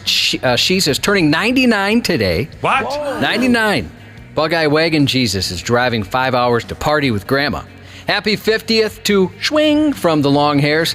Again, happy birthday to our guy Ross. Happy birthday to Katie from Jim Beam Jesus, who also welcomed a new nephew into the world today. Happy birthday to Jen, one of Duke's Mayo-loving Jesus' favorite Mercy ED nurses. Happy 32nd birthday shout-out to the beautiful Sophie, says Barely a Pilot Jesus. Happy 48th to retired Air Force Jesus tomorrow. I apologize if we missed any shout-outs. We're doing our best. Did you catch a couple more of these slangs for weed that I'd never heard before? Had you ever heard anyone refer to weed as jazz cabbage? Oh, yeah, jazz cabbage. No, I've never heard that one in my entire... That's the one I was trying to remember. Jazz cabbage. What about liberal luckies? I haven't heard that one. Never heard those in my life. Yeah, jazz cabbage. Have a great weekend, everyone, and hope to see you again on Monday. The 93X Half-Assed Morning Show. 93.